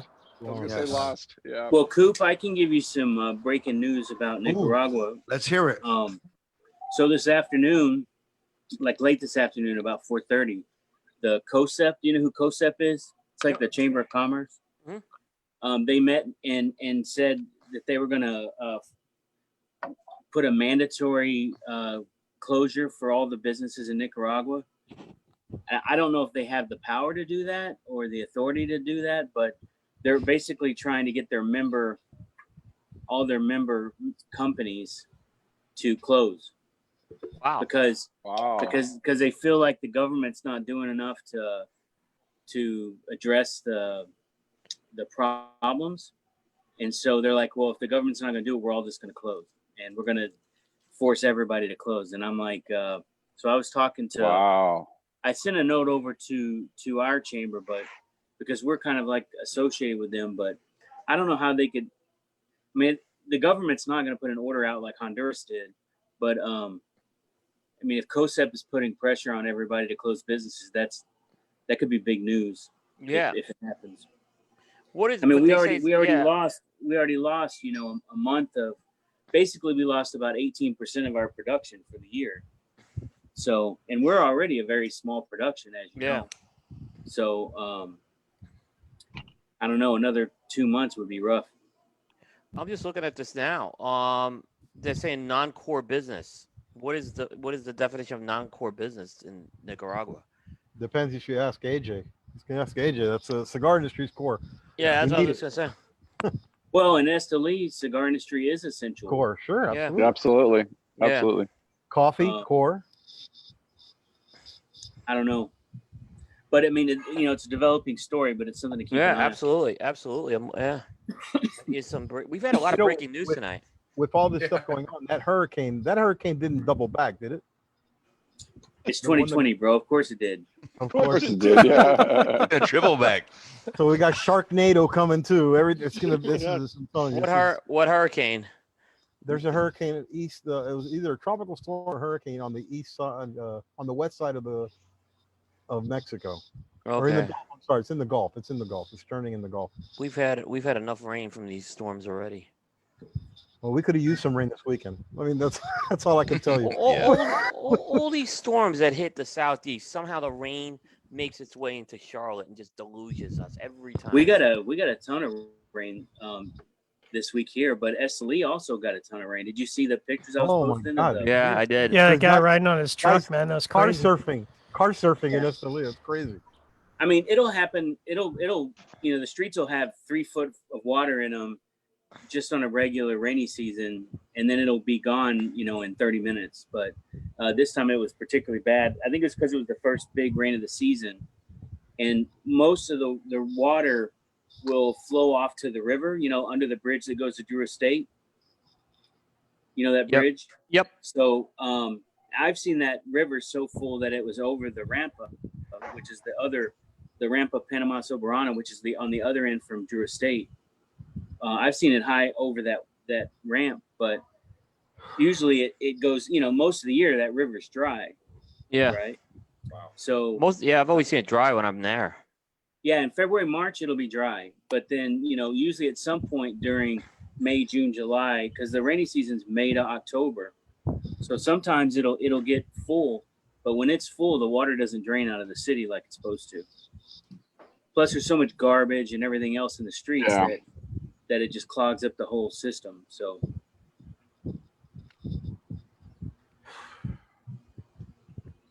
but yeah, it's been an eventful 3-4 months.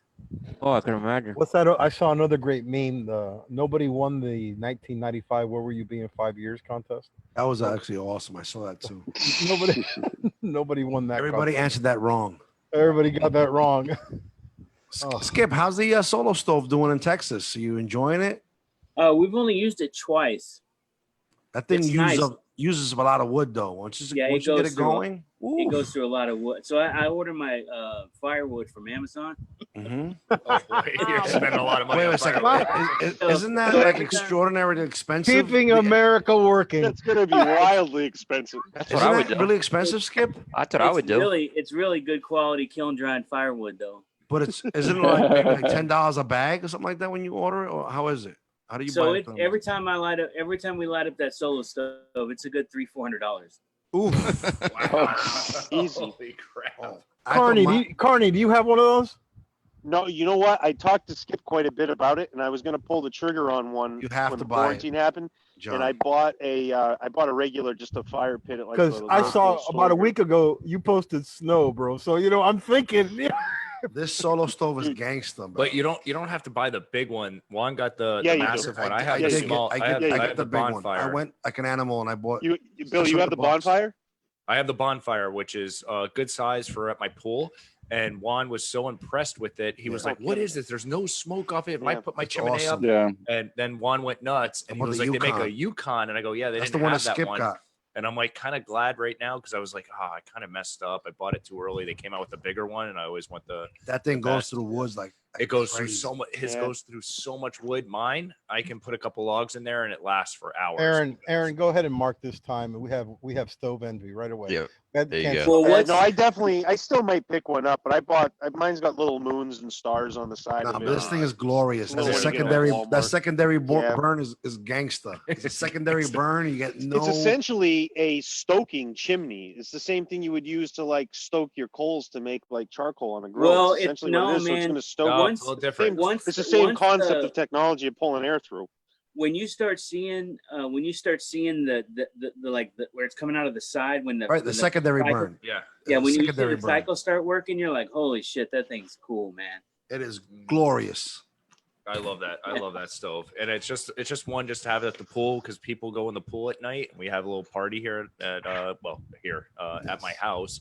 But yeah, I fired that thing up because people come out of the pool and they're like, oh, it's chilly out. And I'm like, it's 82 degrees out. And they're like, oh, Juan's like, I'm chilly. He stands next to the fire. They can warm up. I was naked by the fire. You were naked. So it was. I had a friend come over when we were using it and they go, does that thing have gas in it? I'm like, no, but it looks like a natural gas jet coming out the side. It almost looks like if you put enough wood in there, it almost feels like you're gonna take the Earth off its axis because it's like a turbine fucking engine going down. It's a monstrosity. It's great. Actually, for my birthday, I threw like a whole bag of logs in there, and then the thing just people were like, next day I'm getting texts, "Are you okay? We were worried about you." And I was like, "Why?" Because the ritual fire burning over at your house. Fire was amazing. One thing that's cool about it is how clean it burns. Like when it's all done. Amazing. There's nothing left in there.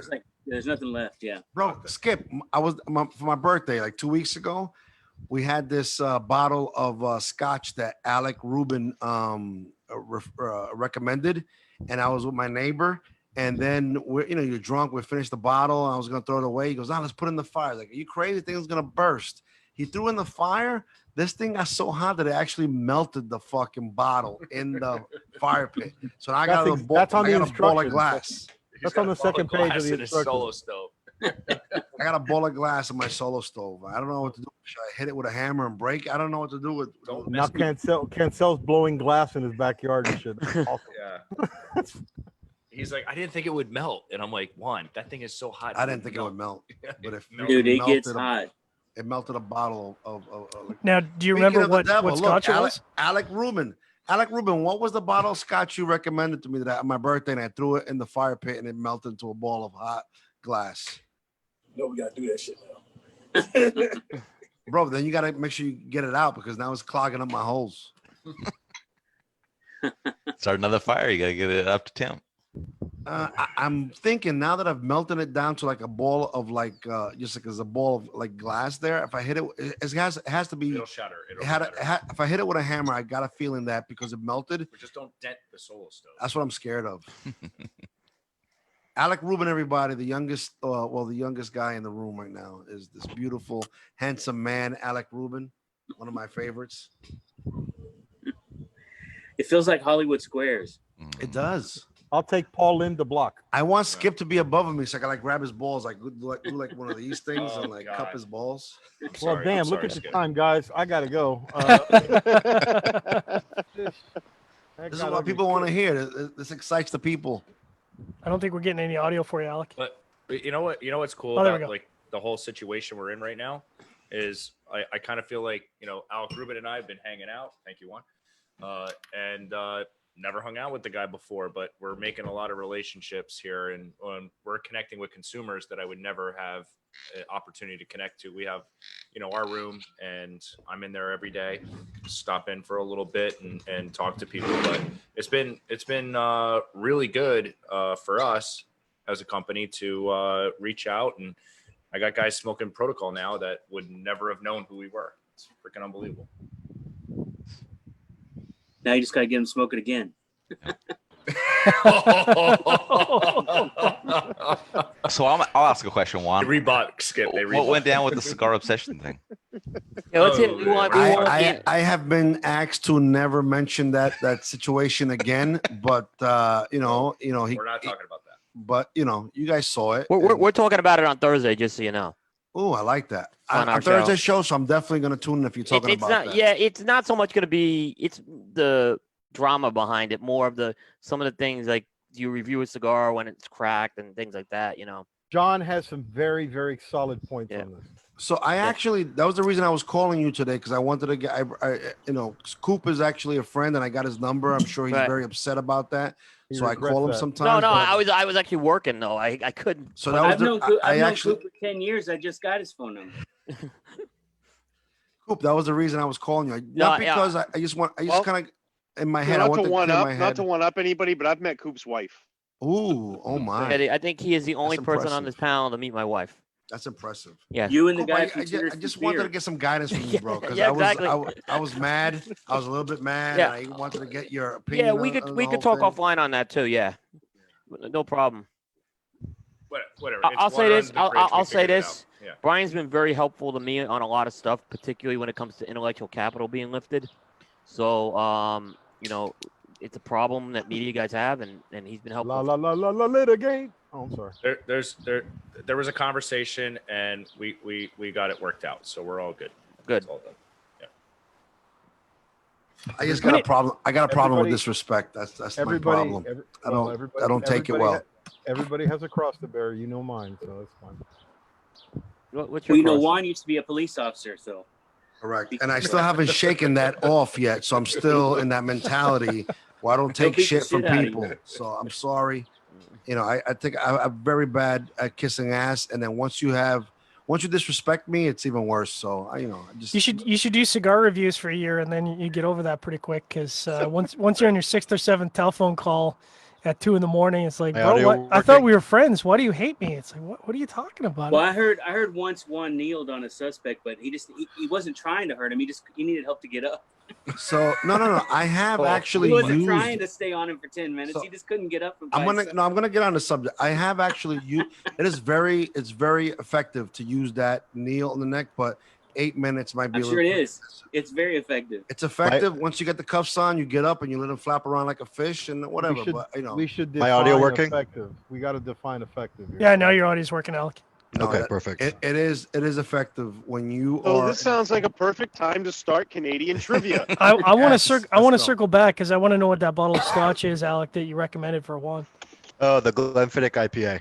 It was delicious. Oh yeah, that's what it was. And like I told you, it melted perfectly in the Solo Yukon stove. We threw it in there as a joke, and the next day I was like, I could swear I remember throwing this glass bottle in here, and there it is. It's a freaking glass bowl right now. It's like there's no Canadian Bill of Rights, right?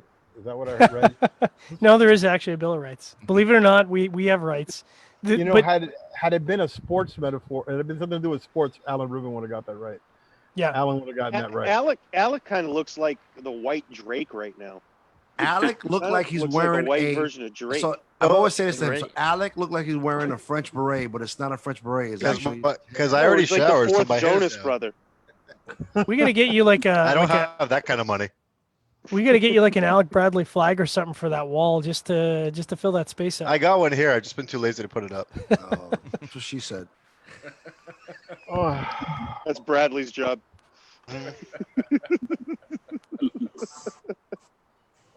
That IPA though, that's a really good whiskey. They've done a great job of moving the very traditional industry a little forward with that. For my 47th birthday, this beautiful man, Alec Rubin, this beautiful young man, suggested 2 bottles for me. The first one was the Belvini 14-year-old Caribbean cask, which I've had before. And then he also did the Glenfiddich IPA. I've had the Caribbean cask, which also Kevin gave it to me for my birthday also, which was awesome. Kudos to you, Kevin, give me that. But I bought the IPA, and that thing is solid, bro. You did a great job. And you know what really made me go to that? Because when you read the literature on that particular scotch, it says to put a twist of blood orange in there. And that's what kind of blood orange, like you don't find that everywhere. So Pennsylvania, it's tough to find like gourmet stuff, but I actually found a spot that had blood oranges. I bought one, I cut a twist of it, put it in there, and it was glorious. Thank you, Alec. I'm gonna have a toast to Alec for oh my God, Juan with the toast. There we go. All right, we've been toasting all night. You're late to the party, pal. This is probably where's everybody's favorite guy? He's not in. He hasn't been in tonight. Who's everybody's favorite? We're on the air. He said he's going to be in maybe around 20 more minutes. Who? He's probably trying to shake Jeff Groover somewhere downtown. Wait. Who's everybody's favorite? Hector, can you say? I think he said Terrence Riley. Terrence Riley. I'm going to be super. Text him. Kevin's going to get a hard on. You're going to hear this with Terrence Riley. You're going to hear that when Terrence comes in.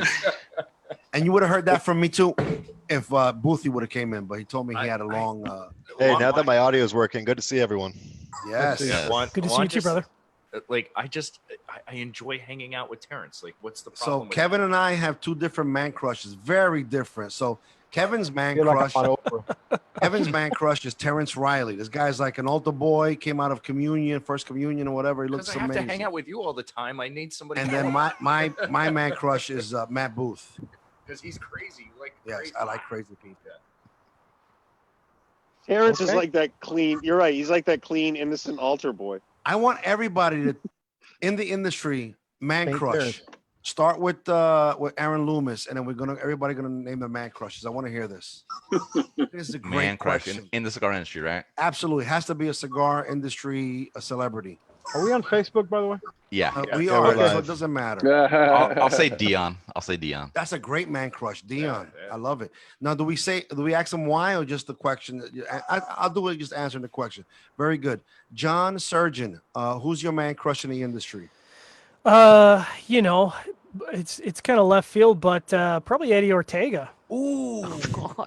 I know. Spend every day with the guy. He shouldn't be your man crush. No, I'm it's gonna just have a toast to that because Eddie Ortega. I think it was because when I met Eddie, it was so refreshing that, and I'm sure everyone here knows Eddie, but for those who don't know Eddie, he just doesn't bullshit. Like, you ask Eddie his opinion, and he gives it to you. There's none of this like, talking about this tobacco that he found. Like, he doesn't say any of that stuff. He just tells it to you straight.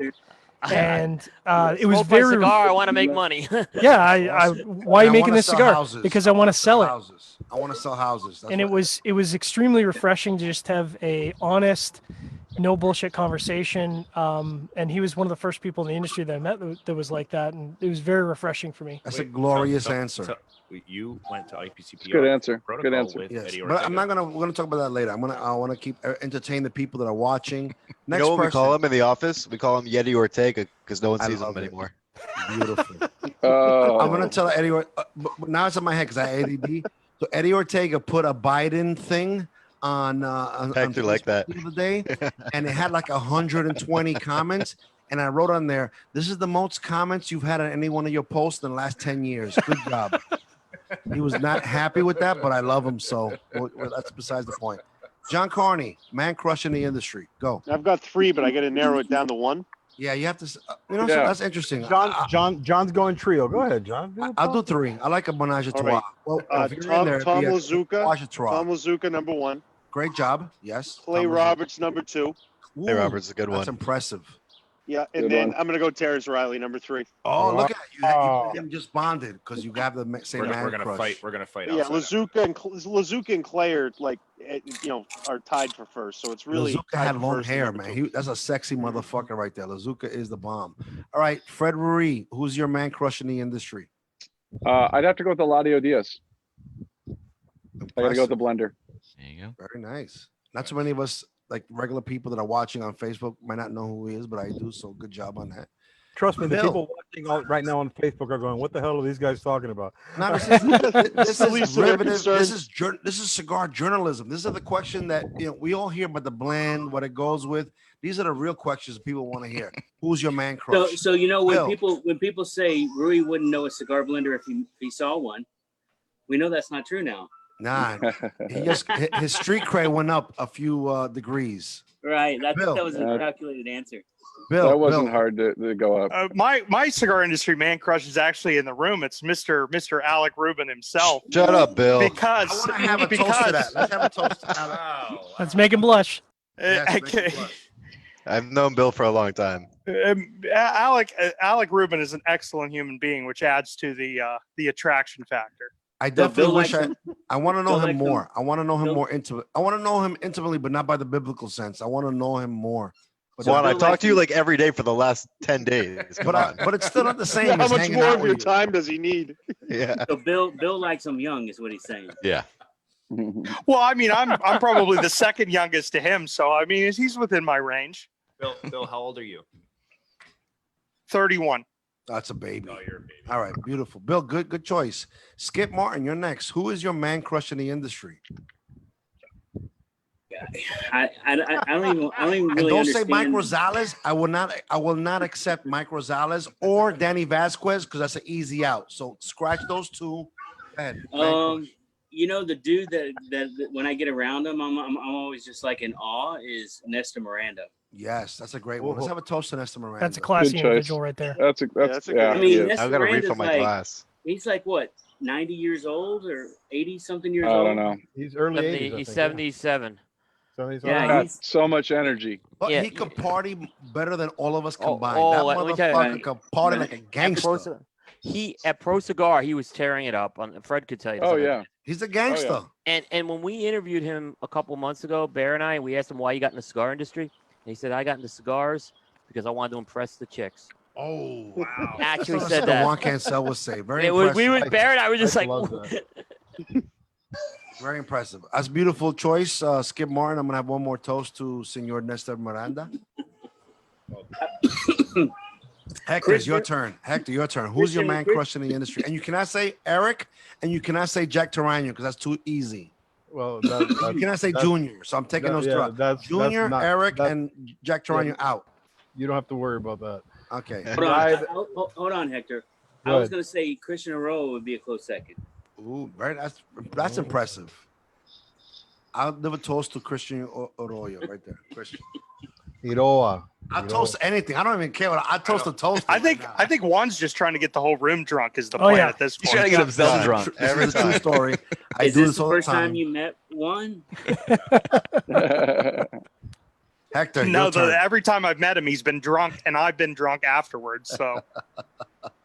It's Hector, your man crush. It's going to be the guy since day one, since the first day I met that guy. That guy, I'm like, I want to be like that guy. I'm going to say Saka. Ooh, I invited him on here, but he didn't come on. Oh, he doesn't. I'll give a toast to Saka. I like fat, beautiful, ball-headed, beautiful man of a man. Hector's a chubby chaser.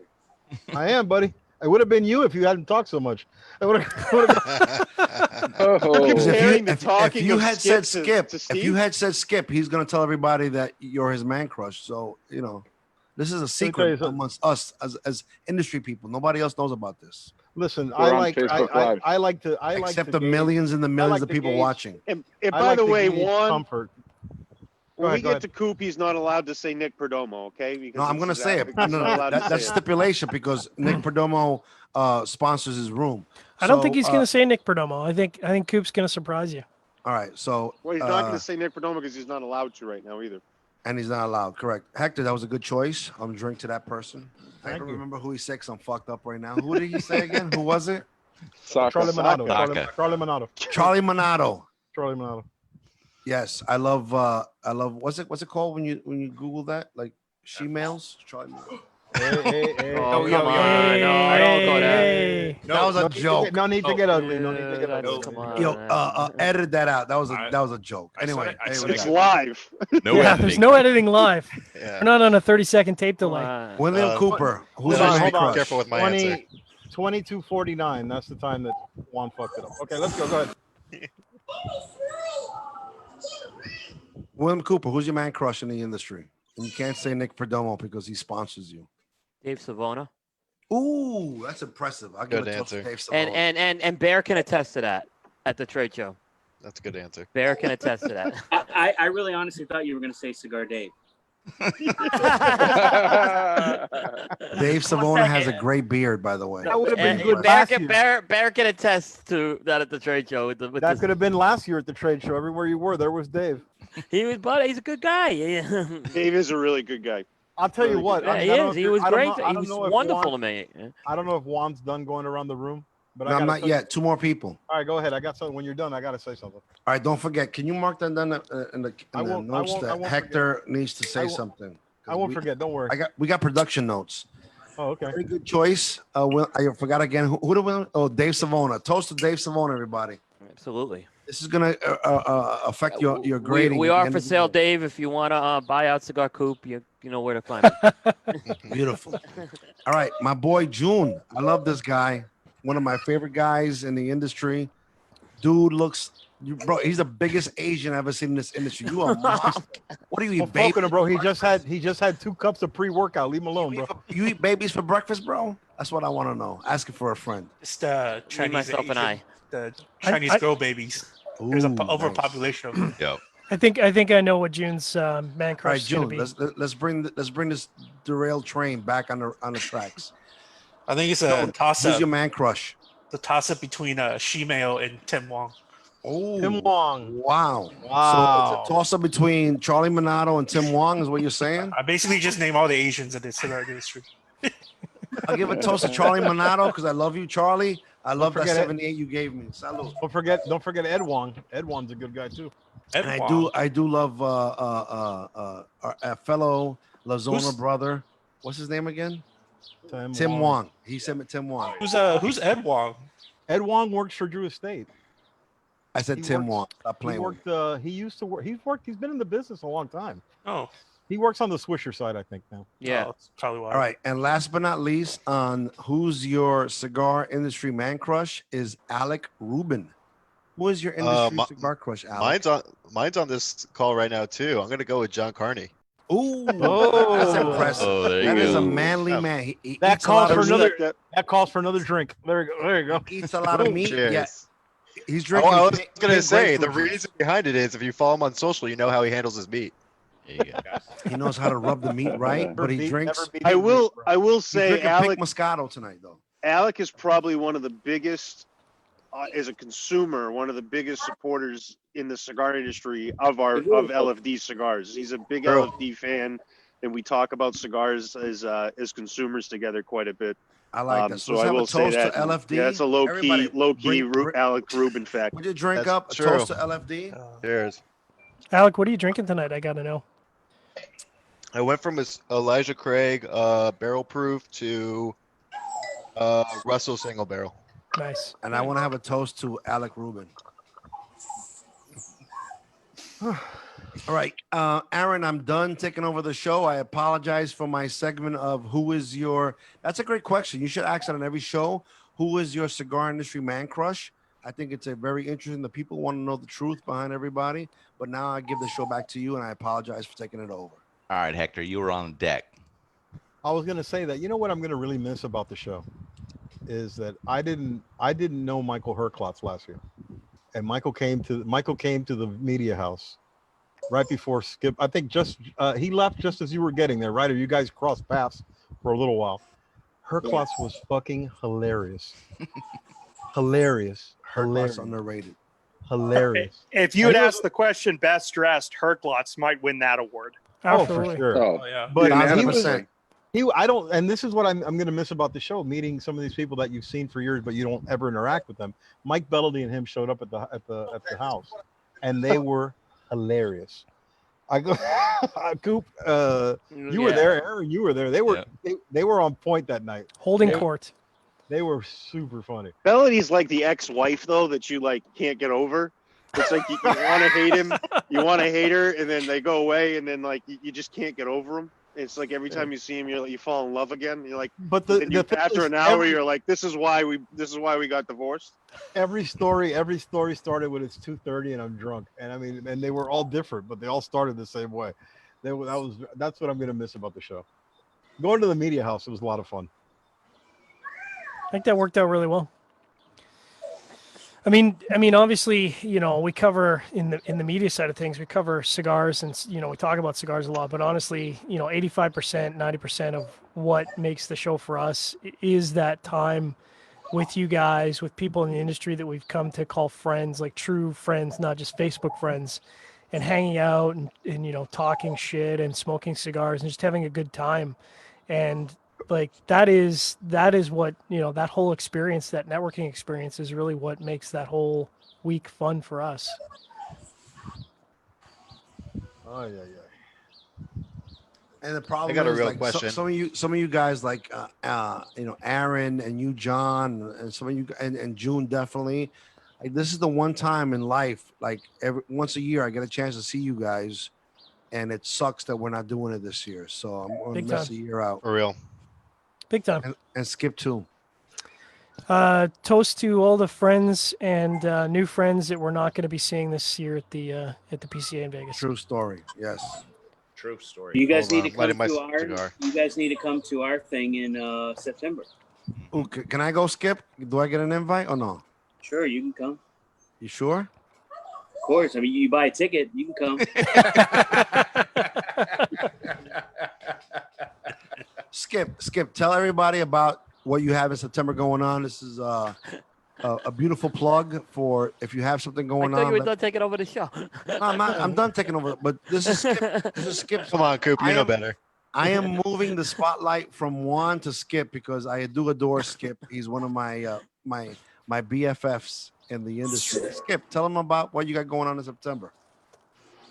So it's our 10th anniversary, and we have we're having a big party here at our headquarters called Weasel Fest, and it's gonna be great, man. We got live music and barbecue and beer and pretty much everything. Central Texas is about. So it's actually it's very expensive. So it's kind of good that we don't have IPCR this year because I think we're already about $200,000 in. So, when you have a professional, we picked one of the event planners here from Austin that does like South by Southwest and Austin City Limits, and they know how to spend money. So it's going to be great. It's awesome. Where do I buy tickets? What are the dates? Congratulations on that, Skip. Where do I buy tickets? Eventbrite?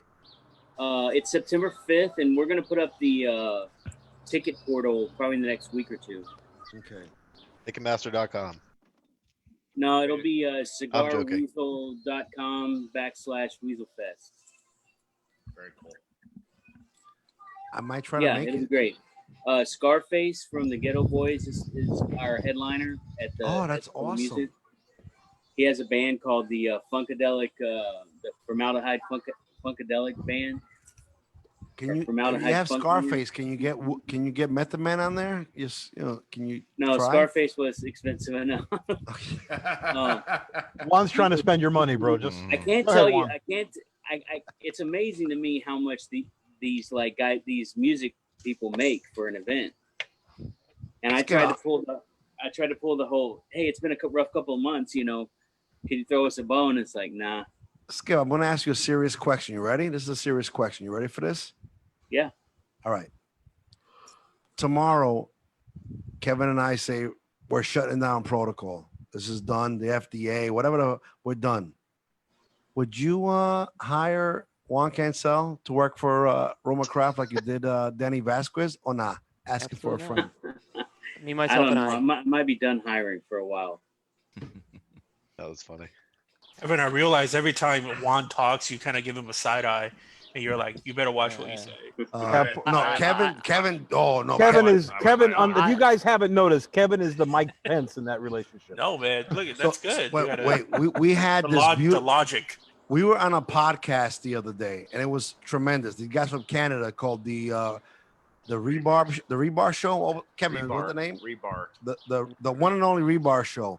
And as we're talking, they said something fantastic. They said, if Kevin and Juan, if you guys were a mullet, Kevin would be the front and I'd be the back. So I would say, yeah, pretty much. You're right. That's pretty much Kevin it. has an automatic mute for Juan's mic at all times. Who are these guys? Wait, what was the podcast again? Who are the guys?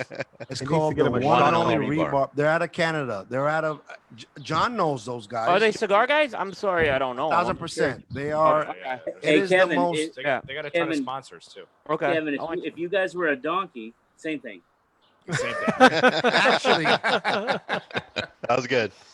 Skip Martin was on that show as well, so I'm in good company because Skip Martin was on that show. Check this out.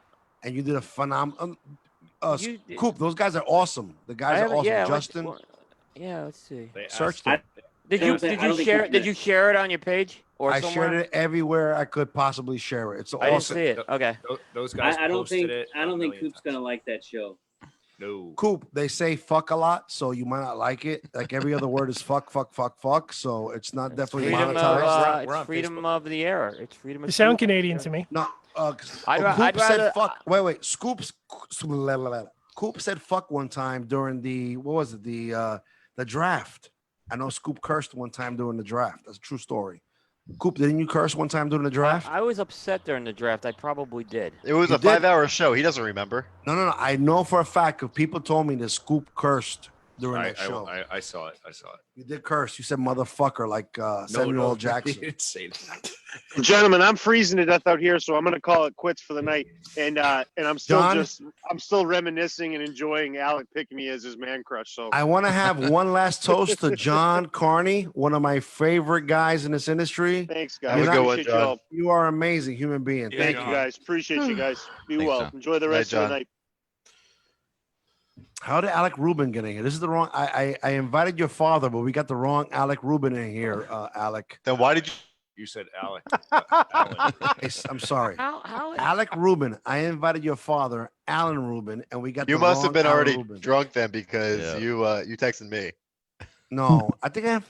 No, wait, I think I'm almost sure I text your father. Let me see. Hold on. Well, that's he has Alec He didn't and give you his Alan real number. No, I do. I definitely have it. I sent it to the Zoom meeting, and I said, "Developing Palates, get on." And he didn't even attempt to. Or your brother, who's younger, he didn't even try to attempt to say, "Yeah, I'm coming." His brother's out partying. No, his brother could have been like, "I'm combing my mustache, I'm cleaning, I'm shampooing." He didn't even give me an excuse. He just didn't answer me. I answered you, man, and I came Not on. you, your brother. I know. And your dad. Circling back to Weasel Fest for a quick second. Let's go to Weasel Fest. I like that. I've actually got it blocked off in the calendar. It's just a question of whether the whether the border is going to be open and whether there's actually going to be flights coming out of Canada. That's really the only question at this point, because I don't know, and I don't know when we're going to know. Yeah, it should be. I hope so. I hope so. Fingers crossed. Because I'll tell you, if I don't do any travel this year, I have a lot of unrefundable deposits. This shit's gonna go on. This shit's going down. All right? It's going down. Yeah. So we also have a local band hip hop group from here called Third Root that's going to be there, and then there's another Latin band from here that's really popular. It's called Superfonicos, which is good. And then we have, our DJ from Las Vegas. He's coming down. Yeah, that guy's awesome. What kind of food are you gonna have there? We're gonna have Style Switch Barbecue, and we're gonna have Valentina's Tex-Mex, which is one of the best places here in Austin. And then we also have. How much are the tickets so that everybody know? Not us, because there's people watching on Facebook. If you guys want to buy tickets to this beautiful event you're having, tell them how much the ticket price is and where can they buy them, please. So yeah, we'll be announcing that next couple of weeks. But the general admission ticket price is going to be $250, and then we also have a box of cigars we're making specifically for this event that you can buy with the ticket if you want to. Our Grand Perfectos. I'm smoking one right now. Ooh, it's really good. Let's take a moment and toast RoMa Craft. 10 years in the business, and they've done a lot in 10 years. Skip, I want to have a toast to you. In 10 years, at you, Mike Rosales, and Danny Vasquez, my second man crush. Continued success. Thank you. Skip, this is a Saturday only event. Is it for the whole weekend or just a Saturday? Well, we're having an event at the local cigar shop, Havana House. We're doing an event on Friday night. And then I think on Sunday we're going trap shooting with anybody that's still around. Is that what you look for, like skanks? Was it trap shooting? What is that? What is a trap? You went to it. You went to Skeet shooting. Skeet shooting. Oh, I thought you meant like you. Like, I thought it was something else. Yeah. I thought it was like, something else. Kevin, hit the mute button. Or the shock. Yeah, he's shock collar probably works. He's off the rails tonight. I haven't eaten today. He Sorry. hasn't eaten. I do like skeet shooting actually. Done it a few times. It's a lot of fun. Yeah, I have about $140,000 worth of shotguns. Ooh, So, wowzers! yeah. So you're ready for the riots. Shotguns, but Yes. Hey, those could pay for over half your event. You're good to go. Right. So, yeah, we round it up and we go out there every now and then, and it's a great spot here. Cool. If it's still legal. I think it's going to be phenomenal. So, do we think Rocky Mountain's going to happen? Yeah, I think. I so. feel no. Me personally. I feel yes. That's what, end of August, right? Yes. Yeah. But August 1st, they're going to make a decision August 1st if they're going to have it or not. Yeah. That's late. I mean, Terry It's a bit late, isn't it? Terry has a lot of stroke, but yeah, I don't know if we're going to be able to make it to that. Skip, what's your thought? You think they're going to have it or not? Skip. I imagine that he'll figure out a way to get it done. Okay. Who here is ready to travel? Who here feels comfortable? I'll go. I'm I'll go anywhere. Comfortable to travel? I am full freedom. Don't care. I'm ready to die. Yeah, done. Don't care. I'm back to travel on Monday. I'm gonna start rimming starting Monday. What's today? Today is Monday, so today I started rimming again. Hector, can you even go? Can you go down to Nicaragua right now? No, you can't go. I think till July, if I'm not mistaken. No. Okay. The first flight to Nicaragua from Houston is June 5th. I know in Honduras they have an automatic 2-week quarantine, like once you land. So we can't. Yeah, well, that's my concern. Like you gotta. A lot of countries have got this automatic quarantine when you land, and then you come back. So like if I were to fly somewhere right now, I got 14 days there and 14 days when I return. Yeah, so that's crazy. I don't think it will be smart right now for me to do that. Yeah, I don't think it'd be smart to go to Esteli right now. I mean, it just the situation is what it is, and while everybody was saying, oh, it's spreading, Nicaragua, Central America.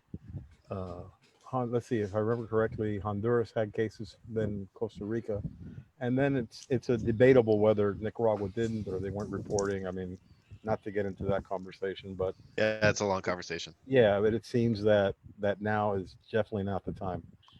And from what we hear from the workers and the people that I know in Nicaragua, they're scared. A lot of them are scared. Yeah. And like all things, they're some are saying it's not a problem, and then some are saying that the government doesn't care, and that's not a conversation that we're going to have or need to have. And we'll just go I'll go when it's I think it's safe to go. Yeah. Listen, absolutely. I haven't been in a year, and I like going to Nicaragua. And if it's not, I like being at the factory. I like going over to have dinner at Skip's. I like to have dinner with James Brown. I like going over to this guy's place to eat. And not being able to go is, I really haven't had a vacation in a year. If you think so, forget the cigars. You just like going for dinner. Is what you're saying. That's what it sounded like. hey, I'm not gonna lie to you, man.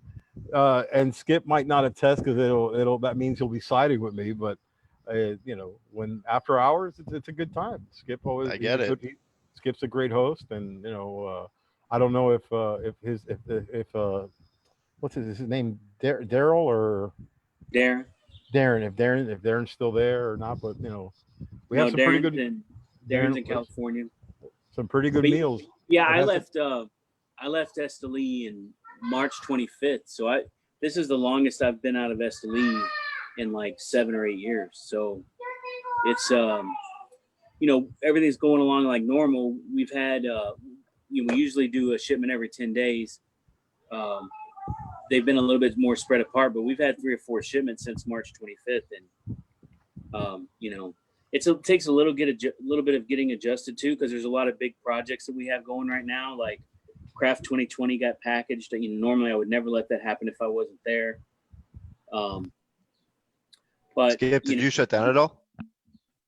Yeah, we were shut down for about 4 weeks from like March 25th to like April 20th or something like that. Well, I know in Esteli some guys did, some guys didn't, so I wasn't sure. Well, because it fell on the Easter weekend, most of the factories had kind of planned to be closed for at least 1 week anyway. Yeah, of course. And then most every factory we just pulled in our week of vacation from July, because normally all the factories do a week of vacation in July, and we usually schedule it around the trade show. So we pulled that in. And then we had another week and a half on top of that. But, our factory right now, the way we're working is we have half of the pair working in the morning, the bunchers, and then the rollers come in the afternoon. And so they're really working from like 5:30 in the morning. So they get 6 or 7 hours in before the second crew comes in. And then they're staying there till like 6 o'clock. So, and then the ladies from packaging are, spread out, and we have kind of a no visitors policy right now at the factory. Pretty much everyone that works for us is kind of under a, stay at home. Don't, kind of keep your circles small.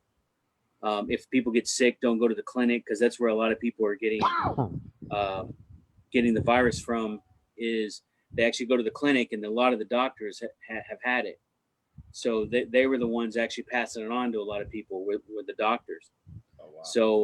So now we just have them going to a private doctor, and anytime anyone has any kind of symptoms of anything, they immediately, or anybody they know, it's not exactly contact tracing, but we really try to keep track of everybody's extended circle. So if anybody, like we had a lady who's been with us for like 8 years. Her husband is an engineer and he works on bridges and stuff like that. And he had a guy on his work crew die from it. Oh no! And there were 2 other people that were infected. So that girl couldn't come in for 2 weeks. So of course we pay him when that happens. But yeah, we're doing our best to kind of control it, the way smart people would control it, since the government's not doing it. But it's just another thing to manage that you never thought you'd be managing. For sure. Yeah, because I know in the Dominican, we got our factory got shut down for a little while, but I mean, as far as like cases or hearing anything about that, it seems like the impact was a little more minimal. But it over the course of the last week and a half is when I've started to hear more and more kind of bubbling up out of Nicaragua. So it's interesting to kind of hear it firsthand. Yeah, it's been going on in Nicaragua from the beginning, but they've been keeping it really quiet. And Esteli, being remote, was not, really affected. But then what started happening was, people started traveling and then they bring it back with them. So, there's no official numbers, but, we've heard in Esteli as many as 35 or 40. And then in Managua, I saw a news article said they were burying 60 people a day, which is way higher than the normal number for this funeral home. So I don't know. I think it's kind of one of those things where you can't avoid the science. It's biology. So, but politically they really aren't acknowledging it at all. So. And are they starting to see the impact from? Obviously, it's been several months. I'm sure tourism is down 95%. Yeah, the airport's essentially closed. From Nicaragua to the States, there's only been private flights. So like if you're an expat in Nicaragua, one of the things that's kind of common you see on the expat pages is 8 or 10 people getting together to charter a private flight because that's the only way to kind of get out. But tourism in Nicaragua is already down a little bit just because of all the political stuff. Right. I mean, economically, it's, they lost like 50% of the economy 2 years ago. So, that's really why the government, I think, is trying to keep it quiet because, you can imagine, it's, for example, they've started all kinds of new bureaucracy in order to collect fees from this or collect fees from that. Like historically, the EU has required us to do a pre-transport inspection where they inspect the wood and they inspect the whole entire shipment, and they basically fumigate it for 3 days. That's always only been a requirement if we were sending it to the EU. But now the government has required that for every shipment. So every shipment that we've had now, there's another, $1,000 fee here. Where it used to cost us 1.5%, now it costs us 4.5% to generate an invoice. So they've started all kinds of new taxes. So, we used to pay, to give you on the order of scale, all together in terms of taxes and fees, we used to pay something like 2.5% of our total revenue. But I think now we're up to about 6.5–7%. So in the last 2 years, our taxes have doubled, almost tripled. So, when you start talking about 3% here, 3% there, it doesn't sound like a big number, but, most businesses down there operate on 10–15% net income. So when you start taking 3%, that's 20–30% of your profit. And profit's a loose term because it really just turns into buying more tobacco, right? There's no such thing as profit in the cigar business in terms of cash flow. You just end up buying more tobacco. But, another dynamic that's been happening is there's been a lot of kind of secondary market tobacco for sale.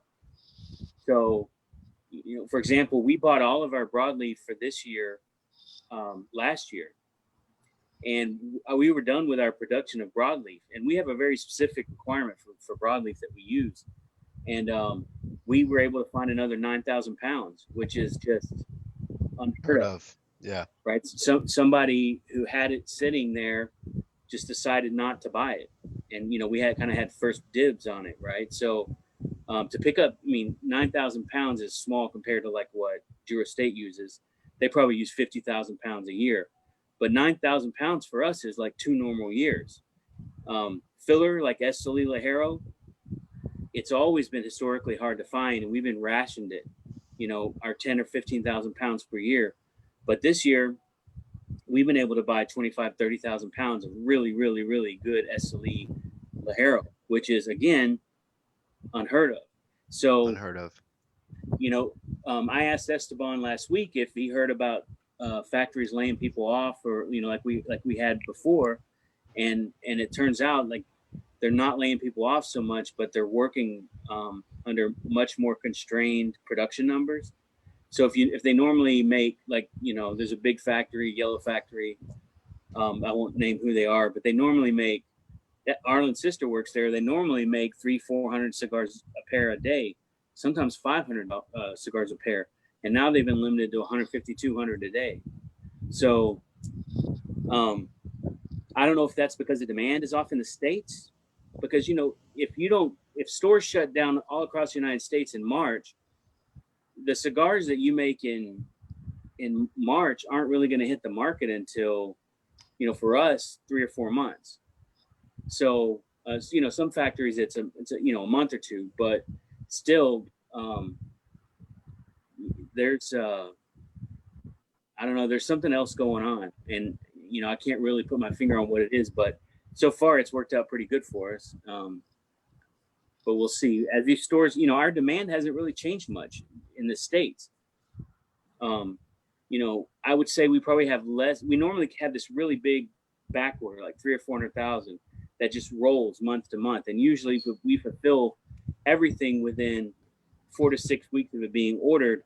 But generally, the demand curve is ahead of the supply curve. Well, now they've kind of lined up a little bit. So we'll get a shipment in, and instead of being 85-90% already sold, it's 50% already sold, and then 85-90% of it's gone before the next shipment. And so it hasn't really affected our overall demand that much, maybe 15 or 20%. Some stores have not ordered as much, but the bigger online guys are ordering a lot more, right? Like we normally sell less than 10-11% of our overall revenue is to the big 4 or big 5. And in the first 2 quarters, it's been closer to like 20%. So it's been almost double to the big guys. And so, overall, our demand hasn't really suffered much, but it'll be interesting to see. I thought we were going to start coming out of the COVID closures and start really seeing which stores were going to make it and which stores weren't going to make it. We have a very small subset. So they say, and I don't know. I haven't. If anyone's shutting down, luckily. Yeah, I don't know how many stores you guys are in, Alec. But they say there's about 2,800, 3,000 stores in the States. And we're only in like 275 of them, right? Okay. We've only ever been in about 400 of them. Mm-hmm. So, there's a whole lot of them that we don't really have visibility to. But have you heard of any retailers shutting down, like permanently? Because I haven't heard of anything yet. Yeah, we had one of our shops that Protocol has. They just decided we're done. Oh wow. Yeah, they were in New York. Yeah. Okay. Did we have one, Juan? Well, yeah. And out of curiosity too, because you kind of have a double threat happening in New York right now with the combination of their increased tax plus this whole situation. I wonder if that has any impact on that as well. Apparently they tried to sell it, but it didn't work out. But yeah, they shut down. So yeah, because so I cover the Mid-Atlantic for Kristoff, and I'm not aware of any stores that are shutting down. And with the exception of New Jersey, just about every state has some degree of capability to do business as of Friday. The last of Pennsylvania's total shutdowns will end then. We haven't seen a lot of businesses go out of business in terms of what we've seen is a shift, like where our beverage stores have been buying a lot more and selling a lot more cigars. Our online retailers are buying a significant amount of more. For a long time, the wholesalers were actually, the first month and a half were very quiet, and now they've started picking up more and more. Brick and mortar, it's been a little bit different. I mean, like the first month and a half is very quiet, but now we've seen them pick up. And I think that like what they're going to be hesitant to buy is bringing new stuff or over order. So what you're going to see is a lot of brick and mortar retailers buying what they need and just focusing on keeping their inventory as low as possible, just in case. Because when you're closed for a month and a half, it doesn't like that's a lot of capital. So it's hard to reinvest that in getting enough product to put back in the stores. I think a lot of retailers are going to be taking their profits and putting in their pocket rather than buying new product right now to make up for the lost revenue they had the last couple of months. Just so everybody knows, on Facebook, this Alan Rubin is not my dad. I'm not old enough or rich enough to be your dad. Right. No, but what Juan and I have seen is that the shops, even small shops, we've done some of our best events virtual, right? Yeah, we've been doing a lot of that too. Yeah, and they have been absolutely insane. Like the sales have been, you know, I keep saying it, but the coronavirus has been a curse and a blessing in disguise because it's put us off the charts. Like the sales are insane. My wife does the books and she's like, what the heck is going on with the company? And I'm like, coronavirus, everyone's at home smoking and we created a lounge. We, are out there and we're doing virtual events and, the company's thriving where I couldn't get to a bunch of guys that were, all over the country. They're joining the events as they hopped into the lounge and all of a sudden our company is like on the charts right now. So, she's telling me from the books, she's like, you guys are like going to have your best year ever, which, it's fortunate for us, but I understand the other ramifications of it. Like a lot of people are dying, a lot of, this is not good. Right. And I don't want to say like, hey, I'm really happy coronavirus happened. That's not what I'm saying. But I'm not saying they're correlated, but not having Juan out on the road. It helps. Skip. Probably helps, Skip. Yeah. I honestly think you're going to see the effects. At least we won't have sexual harassment cases against. We won't have sexual harassment cases against the company when I'm not on the road. All right. I'm gonna head out. I gotta go. One, Fred. Fred. Who's leaving? Take care, Fred. Take care. Who was it? Fred. Fred. Salute. See God bless. Salute. God bless you and God bless Bacon. You guys have a good night. Good night, guys. Stay safe, Hector. All right, man. I think Hector's leaving too. God bless you, Hector. Thanks, Juan. Yeah, Hector. I think you're going to see the economic impact of the industry more so in the next 3 to 6 months, just because that's when like the lost revenue these last 2 months will start affecting businesses. But also, I think as people stay unemployed, you're either going to see consumers either buy less affordable cigars, cut back how much they consume, or they start to buy online looking for deals. And I think that's when you're going to see the real effect of the industry. I think in the short term, I think hopefully most retailers had enough to live off in their bank for 3 months. But the question is, how does their business ramp up in the next 3 to 6 months? Well, I think that becomes even more of a question in like areas like mine that are particularly affected by the weather. Because this was kind of worst case scenario in a lot of ways as far as timing goes for a lot of retailers in like, Pennsylvania, Ohio, Maryland, New Jersey, where we were just kind of coming out of winter. And so March is about the time where retailers actually start making some money instead of just making ends meet. And so unless they, you may not see those stores close until the end of this year, because it's going to be a question of if they're able to make up enough of that ground to prepare that nest egg they have to prepare every year to go through those colder months and survive that more difficult time. It's Well, also was going to say, Mike and I have a real estate company. And so what we've started really seeing a lot of is new listings. So there's a lot of people who are putting their house up. There's a lot of people who are putting commercial property that was in the middle of being developed, they're fire selling that in the middle of construction. So I think, if we're looking at doing a lot of purchasing towards the end of the year, thinking that, the prices are going to start to come down. But you can start seeing it in, you see in big consumer purchases, like the car dealerships right now can't give away cars, even though there's a lot of people buying them. It's people who couldn't afford them, couldn't get credit, didn't have the money for down payment or whatever. And all of a sudden, all these deals are out there. So people are scooping up cars. And then, but then on the other side of it, you're seeing something like, I read a metric the other day that 60-something% of all car notes are at least 30 days past due in the whole country. Wow. And I haven't seen the similar number for mortgages, but like Alan said, I think there's going to be this kind of, tsunami where you see the water went out during the last 3 months, and you're going to see the big wave come back in. Well, probably the next Skip, you make a good point, right? So that guy that had the job and saw that, and I'm looking to buy a truck, right? And you see that deal and you're like, all right, I should do it, right? And I just recently changed jobs for my day job. But I'm like, all right, I should do it. Like they're giving like 3 months, no payments, whatever it is. But then all of a sudden, if this keeps going on and then that guy loses his job, it could be a tsunami event. I see what you're saying, Skip, because that could be a tsunami event because they bought it. They thought they were getting a good deal. They thought their job was solid.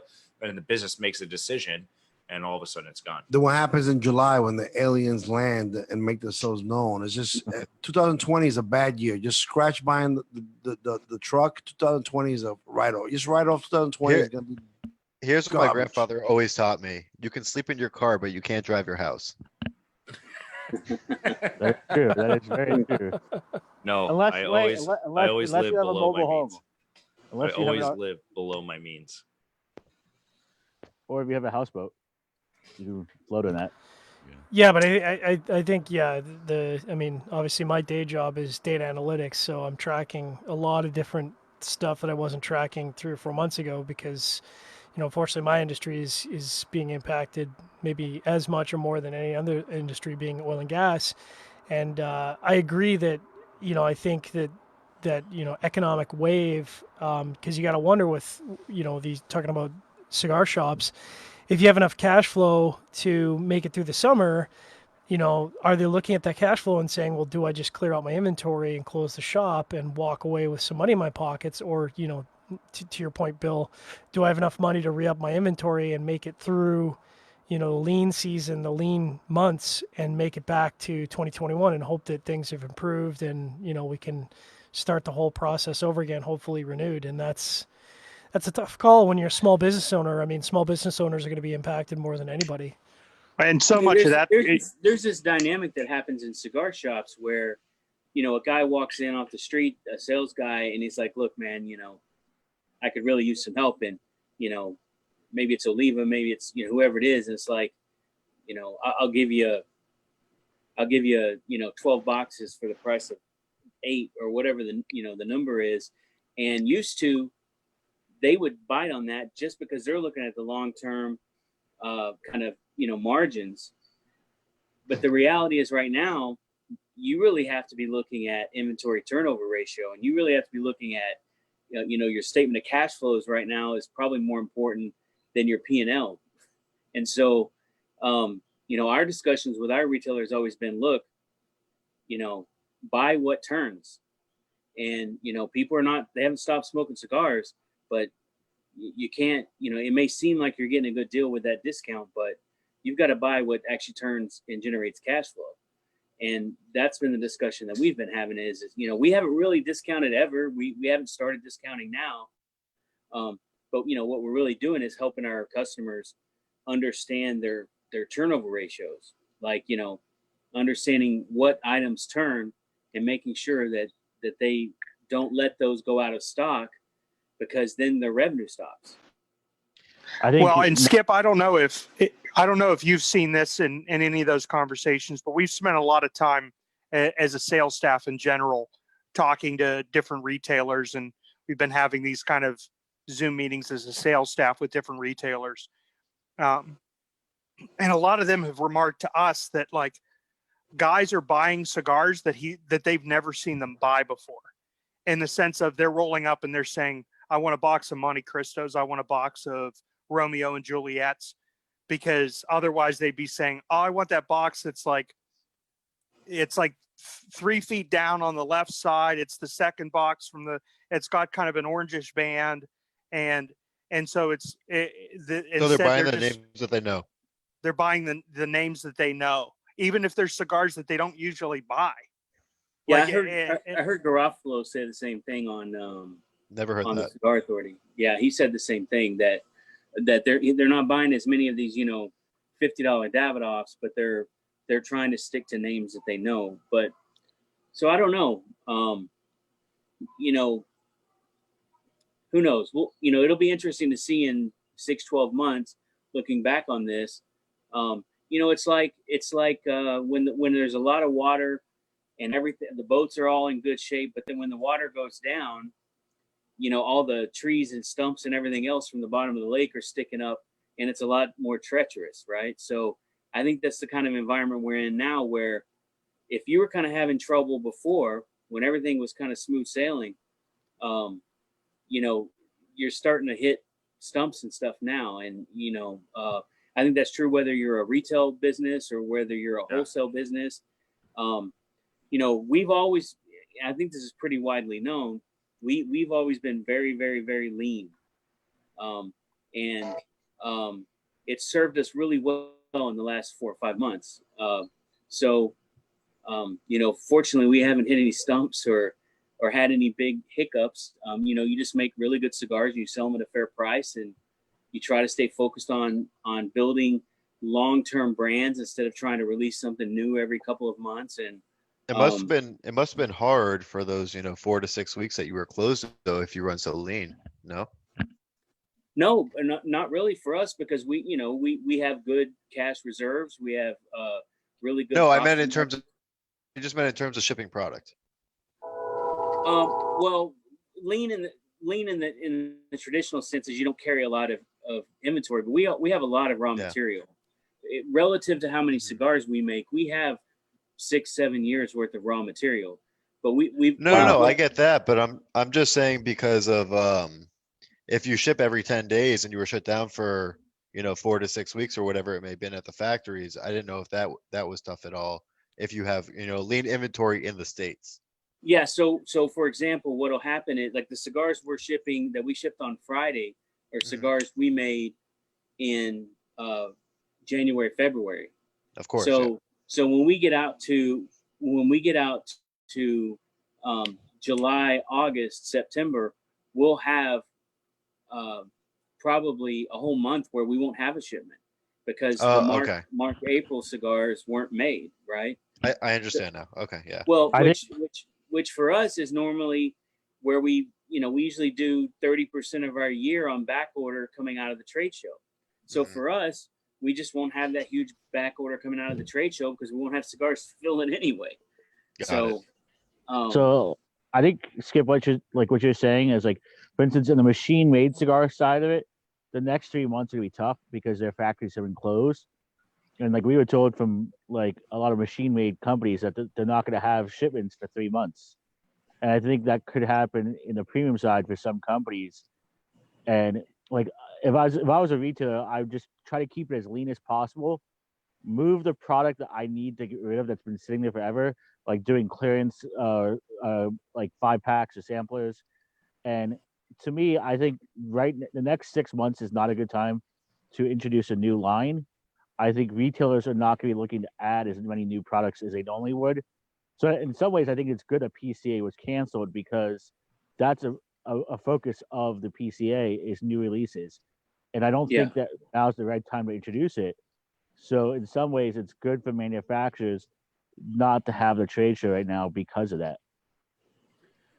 Yeah, I mean, for us at least it is. And I think one of the things that's going to be interesting, I mean, we don't really talk about it because it's talked to death, but, substantial equivalence starts in less than 3 months, right? Or Yes, in it 3 does. months. Yeah. So, Tell Coop to hop back on and talk about that. So I can tell you, getting your SE reports in is, it's always this brinkmanship where at least our strategy with substantial equivalence is, our theory is the FDA, given all the things that they've said in the last year or so, they will not allow something to stay on the market supposedly after the date. But I imagine when they get 23,000 SE reports, they're going to just sit on a pile. We accepted it, boom, it's going to sit there until Dick Durbin becomes president, right? So we've never wanted to get our SE applications in when they had no other work to do. Yeah. You know what I'm saying? Like, I didn't want them to go, oh, let's review this SE application. I want them to get ours with 25,000 other ones, right? Right. They'll be years behind. Yeah. I think they're just going to kick the can down the road again to probably next January, just because I feel like with so much things going on with COVID and like all these new drugs that are coming that are trying to be pushed through, that's going to be the FDA's focus. And I also, like, let's say if Trump is unsure he's going to win the election, I can see his administration just kicking it down to next year and saying, if we're still here, we'll deal with it then. If not, it's the next person's job. The best thing that could happen, from my opinion, is they get all the applications in September. They don't move the date. They rubber stamp them all. They all become marketed approved. They all have marketing orders, just with the rubber stamp of just getting them all cleared out. And that happens before another president gets inaugurated. To me, that's the best possible scenario, because then everything that's on the market becomes grandfathered for the next crazy person who decides to take a shot at us, right? In that case, definitely release new products now. Yeah, I mean, the problem is that you don't want to take a chance of releasing a product, and then let's say they don't kick the deadline down. Let's say they push it down to 6 months from now, and you release the product in those 6 months, and then you might have a year's worth of inventory or raw material, and now you can't sell it anymore. I don't think the courts are going to allow them to move it again. But in any case, they've already said that they're not going to enforce it. So you're not going to see FDA agents lined up at your local brick and mortar taking adulterated products off the shelf. They don't have enough people to do that anyways. Yeah, I think the only risk you're really going to have is at the FDA inspection point at customs. If it's not a product that's already been kind of green lit, you may have it get held up at customs. Right. What's crazy is I had one of my closest friends from college worked for the Department of Health and Human Services, and he's like, the FDA is actually a very small agency, and I can't see them going into store after store. He goes, they don't have the agents to do that. He goes, well, you can't think of the Tobacco Control Center as part of the FDA. I mean, it falls under their, but they're 100% funded by our user fee, so they have $700-800 million a year to spend, and they're going to figure out a way to spend it. And hopefully they spend it going after, flavored marijuana grape vape juice. I don't know. I think that would be their focus first. If they did have agents out in the field, would be going to vape stores a lot of convenience stores looking for like the flavored cigars. I remember, like, was it 2 years ago or 3 years ago, they started having some inspections in the stores, and I think like 99% of the infractions were non-cigar stores because they really weren't going into cigar stores. I think it was mostly just selling to like underage, or like not IDing. Yep. It was just not IDing. That was it. And to me, like that's what they should really focus on, is like the underage consumption and purchasing. I tend to think, and maybe this is just me being optimistic and hopeful, but a lot of the things that I've seen and read tend to make me think this is the way it's pushing. But I think substantial equivalence rules are going to end up looking a lot like the way states structure their taxes on premium tobacco products. So it's going to say it's a, a hand rolled, full leaf, non-homogenized product that weighs this much per 1,000, and it's going to follow that structure. And as long as your product follows that structure, then I think that's what the SE guidelines are going to look like. And then when you get into flavored stuff, it gets a little more dicey.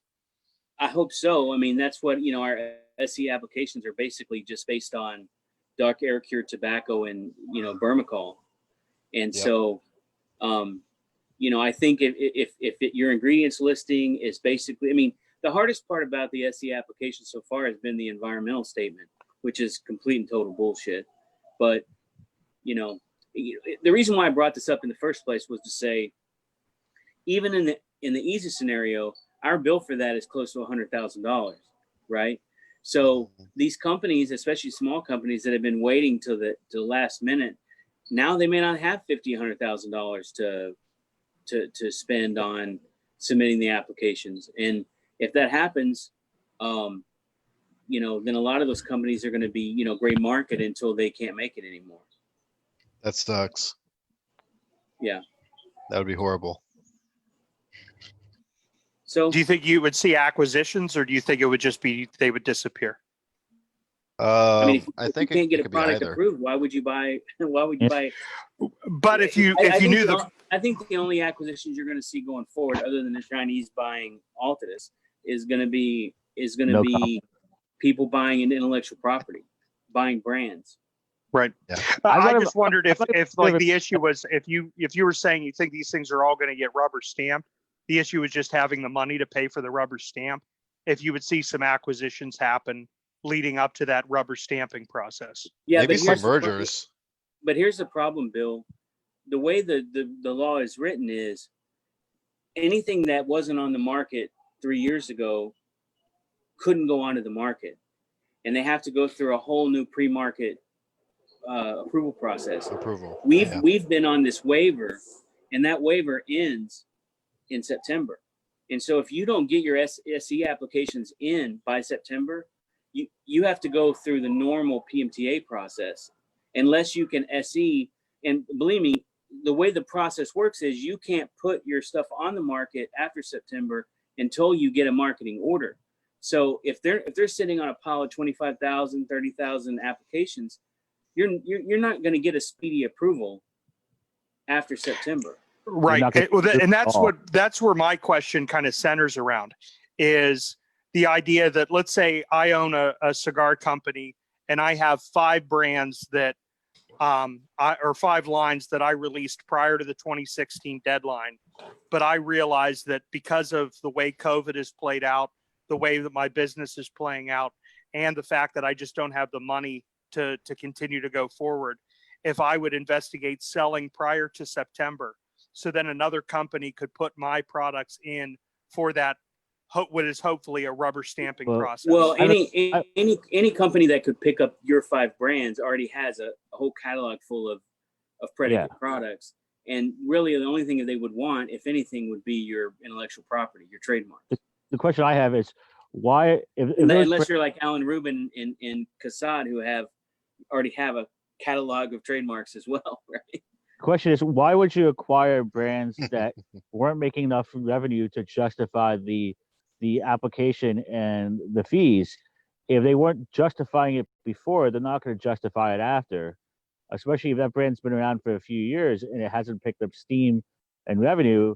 It's too late. I mean, you can't, like, brands don't generally pick up revenue and steam after 3 years if they haven't been doing well.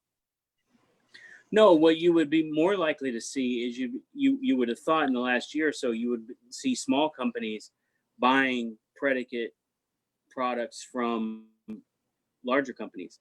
But the reality is, if the definition of what is a predicate product is as loose as we think it's going to be, then it doesn't even matter if you have that brand. You can just make the cigar effectively.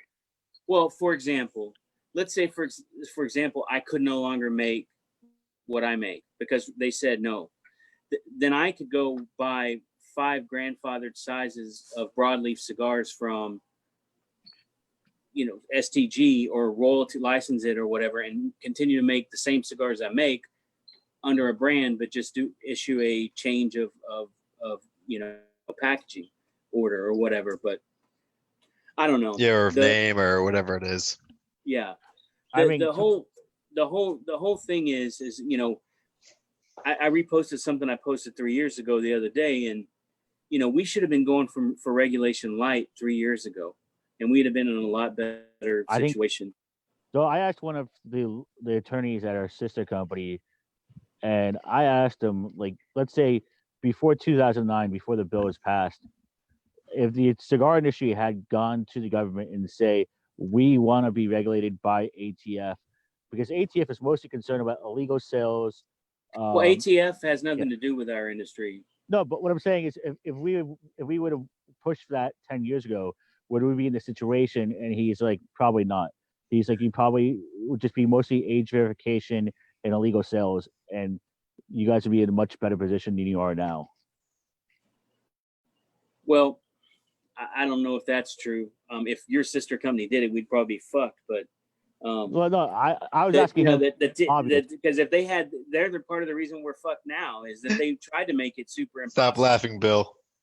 I'm staying out. I'm not laughing at all. That's why I'm on mute. If you can't hear my laughter, it doesn't count. The TTB from the very beginning has been like, you guys don't understand tobacco products, and these products are completely different. And TTB has been aligned with, with the CAA? They've been aligned with them from the very beginning, but it was the Center for Tobacco Products that lumped us in with vape products, and the whole thing around, a pipe has to be like a tobacco pipe has to be regulated, was because a vape pen had to be regulated, right? So the whole entire thing, we got sucked into the wake of them trying to go after vape basically. Yeah. And so that's exactly right. This was not a lawyer from our company, but he's a tobacco lawyer who I met at TTB. Well, every tobacco lawyer I've ever talked to has wanted this to be far more difficult than it had to be. Right? Well, yeah, they work right. on billable hours. Exactly. They have no desire for this to be easy. They measure their life by in 6-minute increments. The only lawyer that we found that really wanted this to be easy was Frank Herrera, and that's why he's our lawyer. Well, he's also, yeah. I mean, but I was always curious about that. Like, if we'd been more proactive as an industry 10 years ago, he goes, yeah, any industry who's proactive usually does better. But he's like, who knows? They could have still shifted that to the FDA eventually. Well, the truth is, the way that we've kind of just waited for this to go pushed out. The FDA's been doing the same thing, so they haven't really been up against really having to do anything with cigars until now, and you see that it's to the point where they'll put out a release that says, "Look, cigars are not a priority. We really, they've done everything but tell us they want to run." They've kind of said that already. Yeah, like from what I understand, they don't really want this. They were given this responsibility, and they're just trying. It's not a big enough agency where they can really. I mean, it would take a lot more people than they have now to adequately regulate our industry. Yes, we've been saying that from the beginning. That's absolutely true. Has anyone noticed that where John is, it's super bright out right now? Yeah. John, what is it? 2 in the afternoon in Canada right now? Yeah, it's like 2:30 in the afternoon. No, that's one of the the shitty thing is the winters are long and cold and dark. But tell you what, that's when we get into quote unquote summer, which I don't know if you'd call this summer right now, but it's nice to be able to smoke till 10 after 11 at night and still be essentially what counts to daylight. I saw that Al Pacino Robin Williams movie. Don't go crazy. Yeah, but I mean, to Bill's point about there's a different structure to regionalized shops and sort of your buying habits based on your climate. And I mean, not to make it all about Canada, but man, I got to feel really bad for the Canadian retailers who are already up against plain packaging, and now you have this where I can't imagine that any of the retailers in Canada are in a good position right now. They haven't this is their. You talk about prime selling season, and like Bill was saying, March, April is when they kick off, and they've got 4 or 5 months to make their nut, and that's just to get them through, October, November, December, January, February, and now you've got 5 months where you're up against plain packaging, and I mean, I thought it was already bad going into this year, and now I'm thinking like this is apocalyptic. Like I was already expecting shops to close, and now I'm thinking, when shops really get a sense of what's going to happen to them, I think by August there's going to be a fire sale on tobacco across Canada, and I don't think that plain packaging will affect Canada as much as you're thinking it will. I mean, they're already plain people, so. Look, if I sold cigars in Canada, I would be in the marijuana business right now. Yes. Right? For real. Yeah. Can you have tobacco and marijuana in the same shop in Canada? You cannot.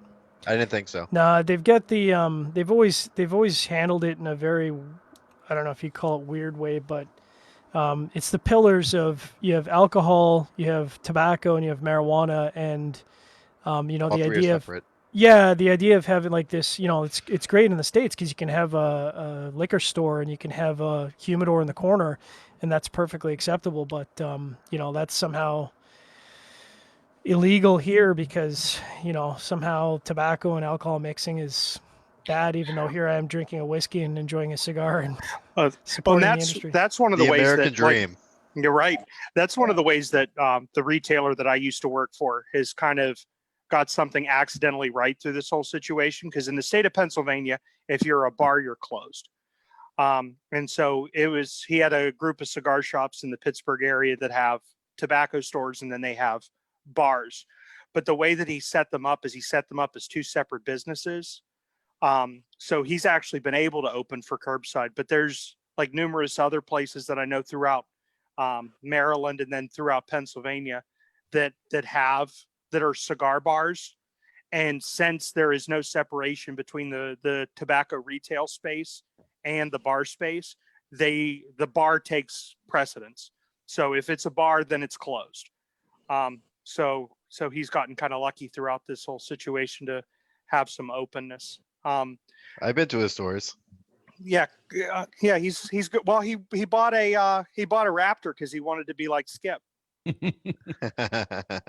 So, John, when they have the fire sale pricing up in Canada, does that mean you'll be able to get a Bahique for only $250 a stick? Yeah, exactly. Right. Still going to be cheaper for me to fly to Cuba, load up my suitcase, and fly back. They won't be going to Canada. Okay, so Alan, tell us about who bought Tabacalera USA.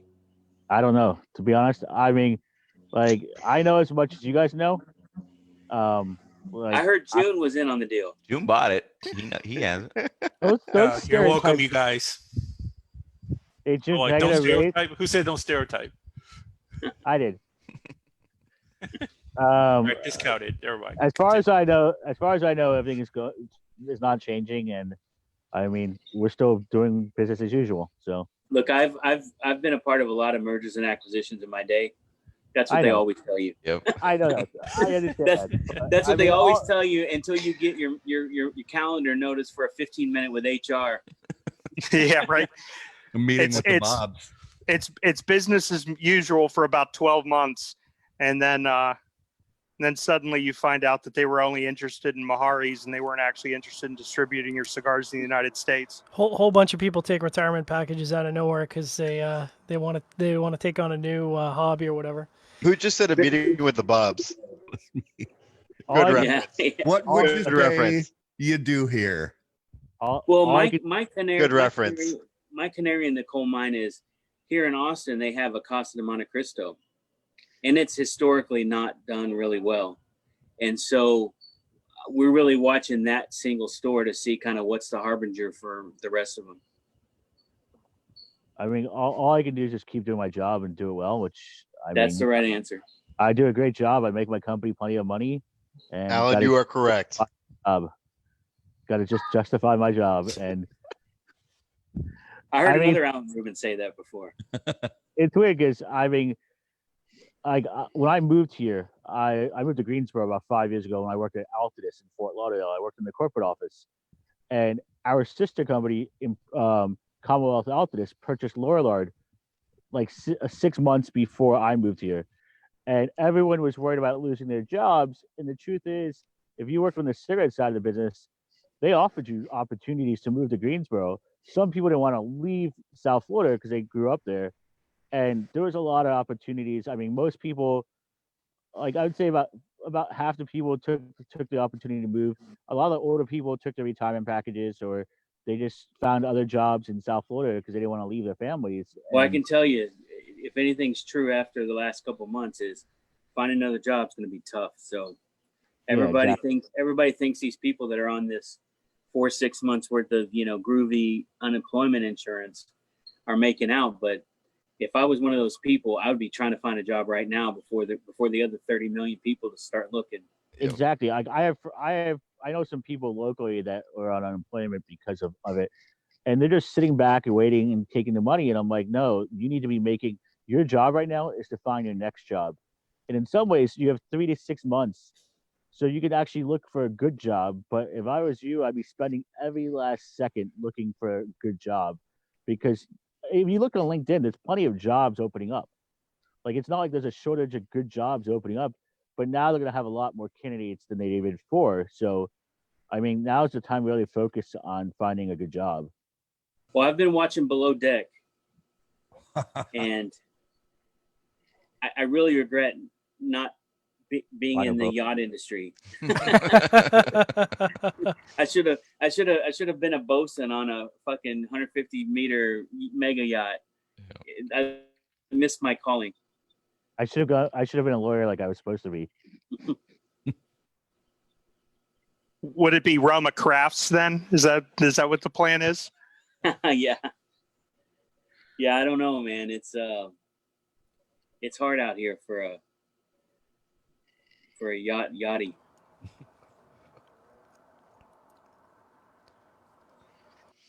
Have you guys ever seen that show? I watched a little bit of it. Yeah.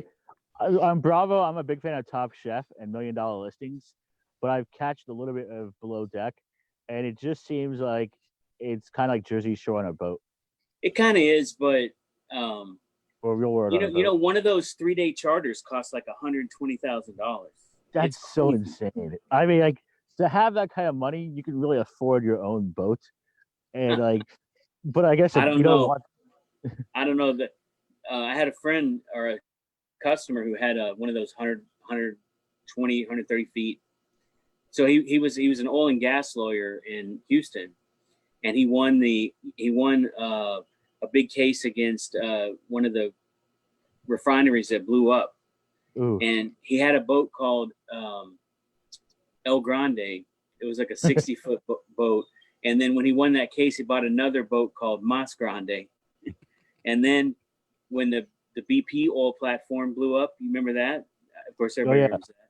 He won another big case, and he bought another 120-foot boat called Mucho Grande.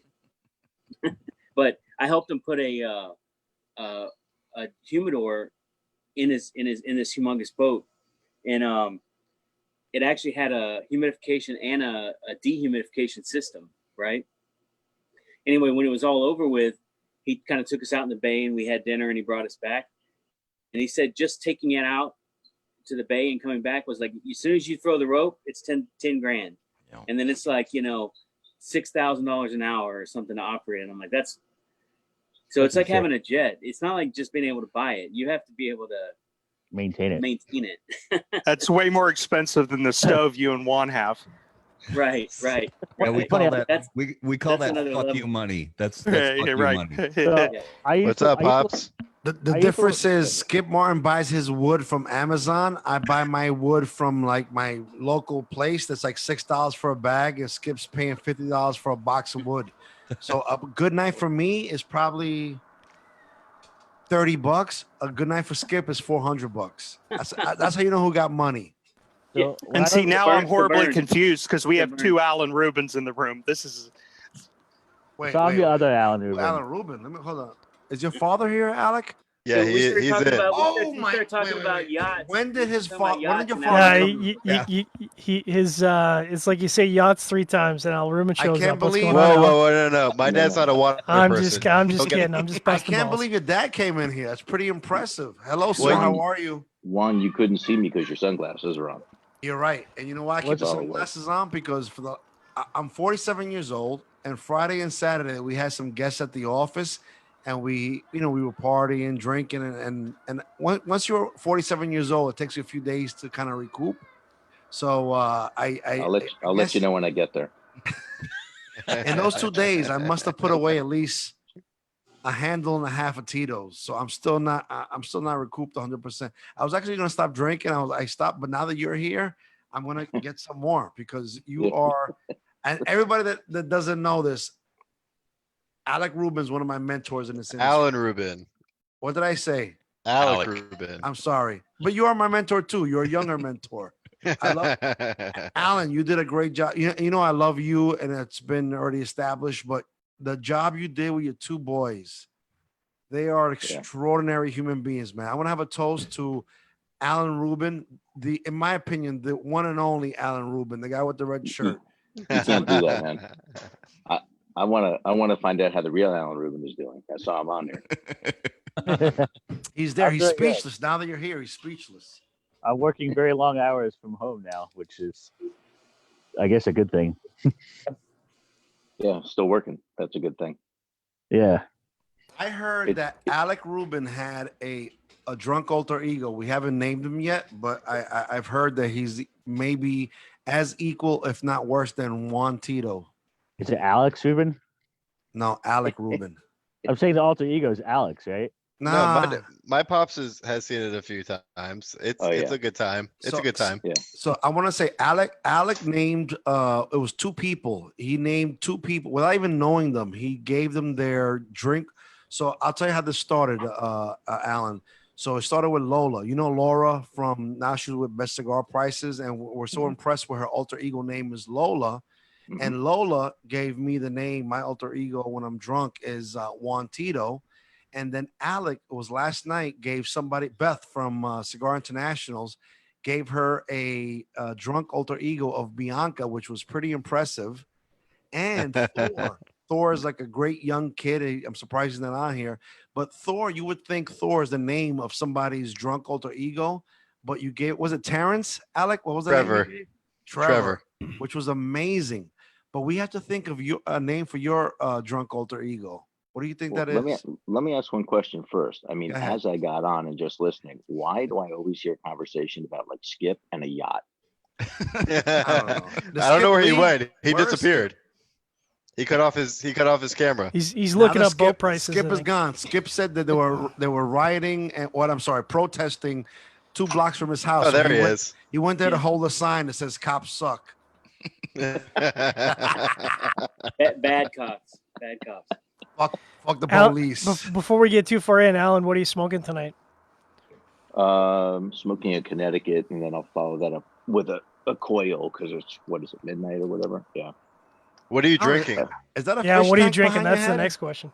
Right now, I'm drinking Gatorade till I figure out where this conversation is going. Oh, this conversation is gonna get dark. I'm just glad you're not smoking Corinthian leather because I would never hear the end of it if you were.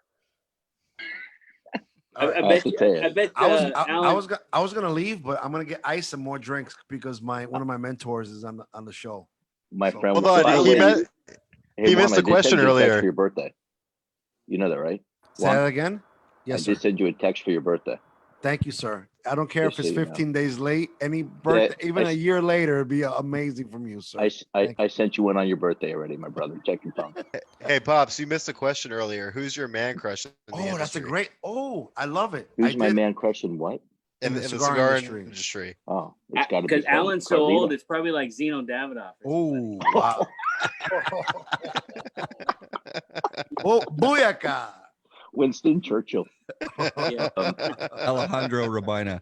That's a good one. No, I would say Carlito. Yeah, I'm surprised nobody out of all of us that were here, nobody mentioned Carlito, which I expected. I expected someone to say Carlito. I thought John McTavish would have said Carlito. I haven't really gotten to know Carlito at all. Weird thing is, and it was short story, but we were down in Good Managua. reference. Short story. Short story. We were down in Managua. We were down there for like 10 days, and we were at the Camino Real because we always like to come in and polish off a couple Florida Canyon 12s as his tradition. And a guy walks by, and Trippy from Cigar Federation was with me, and I look, I'm like, Trippy, was that Carlito? And he's like, John, you need to stop drinking. I'm like, no, I swear to God, that was Carlito just walked by. And 20 minutes go by, Carlito walks back again, and I said, Trip. And he goes, you know what? That's Carlito Fuente. And I'm like, and this was I think 2014, 2015. And I'm like, what is Carlito doing in Managua? But I didn't know him well enough to, introduce myself or say hello because I just don't have a relationship with him. But I wish I did. I would have said hello for sure. Can I tell you, he's the kind of guy that if you walked up to him, it'd be like you knew him 5 years already. That's the kind of person he is. He's one of the more genuine people that I've met, and surely met within our industry. We have a lot of great people, but he's near the top of the list for me. He's just a matter. We communicated today and tonight on some stuff, but man, he's just a real person. You could sit down, have a drink with him, a cigar with him, dinner with him, and it was like you grew up with him. I have not had that opportunity, but hopefully one day. At last year's PCA, it was the first time I ever met him. And I was actually at Casa Fuente, where I always go the last night. And he's the only person in the industry I've ever gotten a selfie with. Keep the story going. I'm going to get an ice cube for my drink. I don't want to miss anything. I'm like, this is the first time I'll ask for a selfie ever in the cigar industry. And it's for Carlito. Yeah, my other man crush is Skip. I'm surprised no one said Willie. I'm surprised no one said Willie Herrera. The guy's like 6'6", looks like he's an NFL player, man. I like tall Latin men. Willie's a super good guy. I just wish I was tall. I was hoping I could be in the NBA. As a kid, this is live on Facebook, right? Yeah, whatever. What else? Hey, you know what a lot of myself people, without it. What a lot of people don't know is after my store got hit and I was looking for a place to make cigars, I went and actually talked to Alan. Do you remember that, Alan? Alan Rubin? Yeah. Do you remember There's two Alan Rubins on there. Alan Rubin. You have to be Alan Rubin specific. You mean the real one or the fake one? Real I Alan. can't help out the Alan Rubin. Alan, do you remember when I came to Fort Lauderdale and sat down with you about making a cigar? I do.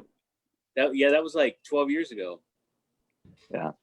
And look, man, you did it on your own. I mean, that should be a very proud moment to know that you took your idea and turned it into something great. Yeah. Well, the guy I was gonna work with, I decided I wasn't gonna work with him. So he's still a friend of mine. He's like a big, one of these gazillionaire real estate developers, and I'm like, this guy, he ended up doing a vodka company, and he was telling me how he kind of, leveraged the original guys out of the business and all the stuff he did. And I'm like, yeah, I don't know if that's the path I want to go down. So, yeah. Yeah, that's funny because I have a story too. I mean, I was going to open up a factory with Jonathan in Esteli. And like right at the last moment, Jonathan came to me and said, why don't we open up a factory together in Esteli? And he obviously already had Drew, and we were going to do another thing on our own. And he wanted to bring in a third partner, and I didn't get a good vibe. And I said, John, I'm not sure. And sure enough, that guy ended up screwing John, stealing a lot of tobacco from him. Wow. Yeah. And that's the guy John wanted to be our partner. Yeah, I've dodged a few bullets like that. Yeah. Yeah, I guess you were like in your early teens, Alec, then, or 12 years ago? Yeah. Yeah. I'm 28. Yeah, because at that time, I don't know how well you know Christian Aroa's kids, but his oldest son was like maybe 3-4 years younger than my daughter. We'd all went to dinner with him and his wife, and his kids were like, barely in school maybe. And I think I've seen them. I think I've seen them one time. I don't think, but they're fairly younger than me, I believe. Yeah. Well, now he's going into college to play baseball or something. It's crazy. Oh wow. Yeah, it's time flies. I mean, I remember when Coop had hair. Wow. Oh wow, that was a long time What ago. year was that? You've done it for 30 years? No, actually, I saw a picture of him the other day on Facebook, and he still had hair. And a beard. Yeah. Hey, Juan. Yes. All your ex-brothers and sisters, all your former brothers and sisters that are out there in New York, how are they holding up? Oh my God. So I've spoken to a few, and oh Lord, I pray for them every day. It's a tough job, what they're doing out there, and I totally get it. You know, my wife. You know, it's I know Aaron Loomis said not to for us to get into this, but so I'm very pro cop because I was a cop for 20 years, and my wife is black. So right now in the house, it's very like, you know, like if I need another excuse because we've been quarantined for 3 months, so we are like at each other's throat over this. But to kind of get to them, like those guys, man, it is probably the tough, you know, as it is, it's a tough job. But right now more than ever, because you might disagree, and we all do. We all saw that. We all, you know, as you know, for 2 seconds, Aaron, I'm sorry, we're gonna talk for this in a second. I totally disagree with what happened. That was I've used that knee behind the neck technique, and it's actually effective. But you use it once you have the guy cuffs, you let him go, and he flaps around like a fish, whatever.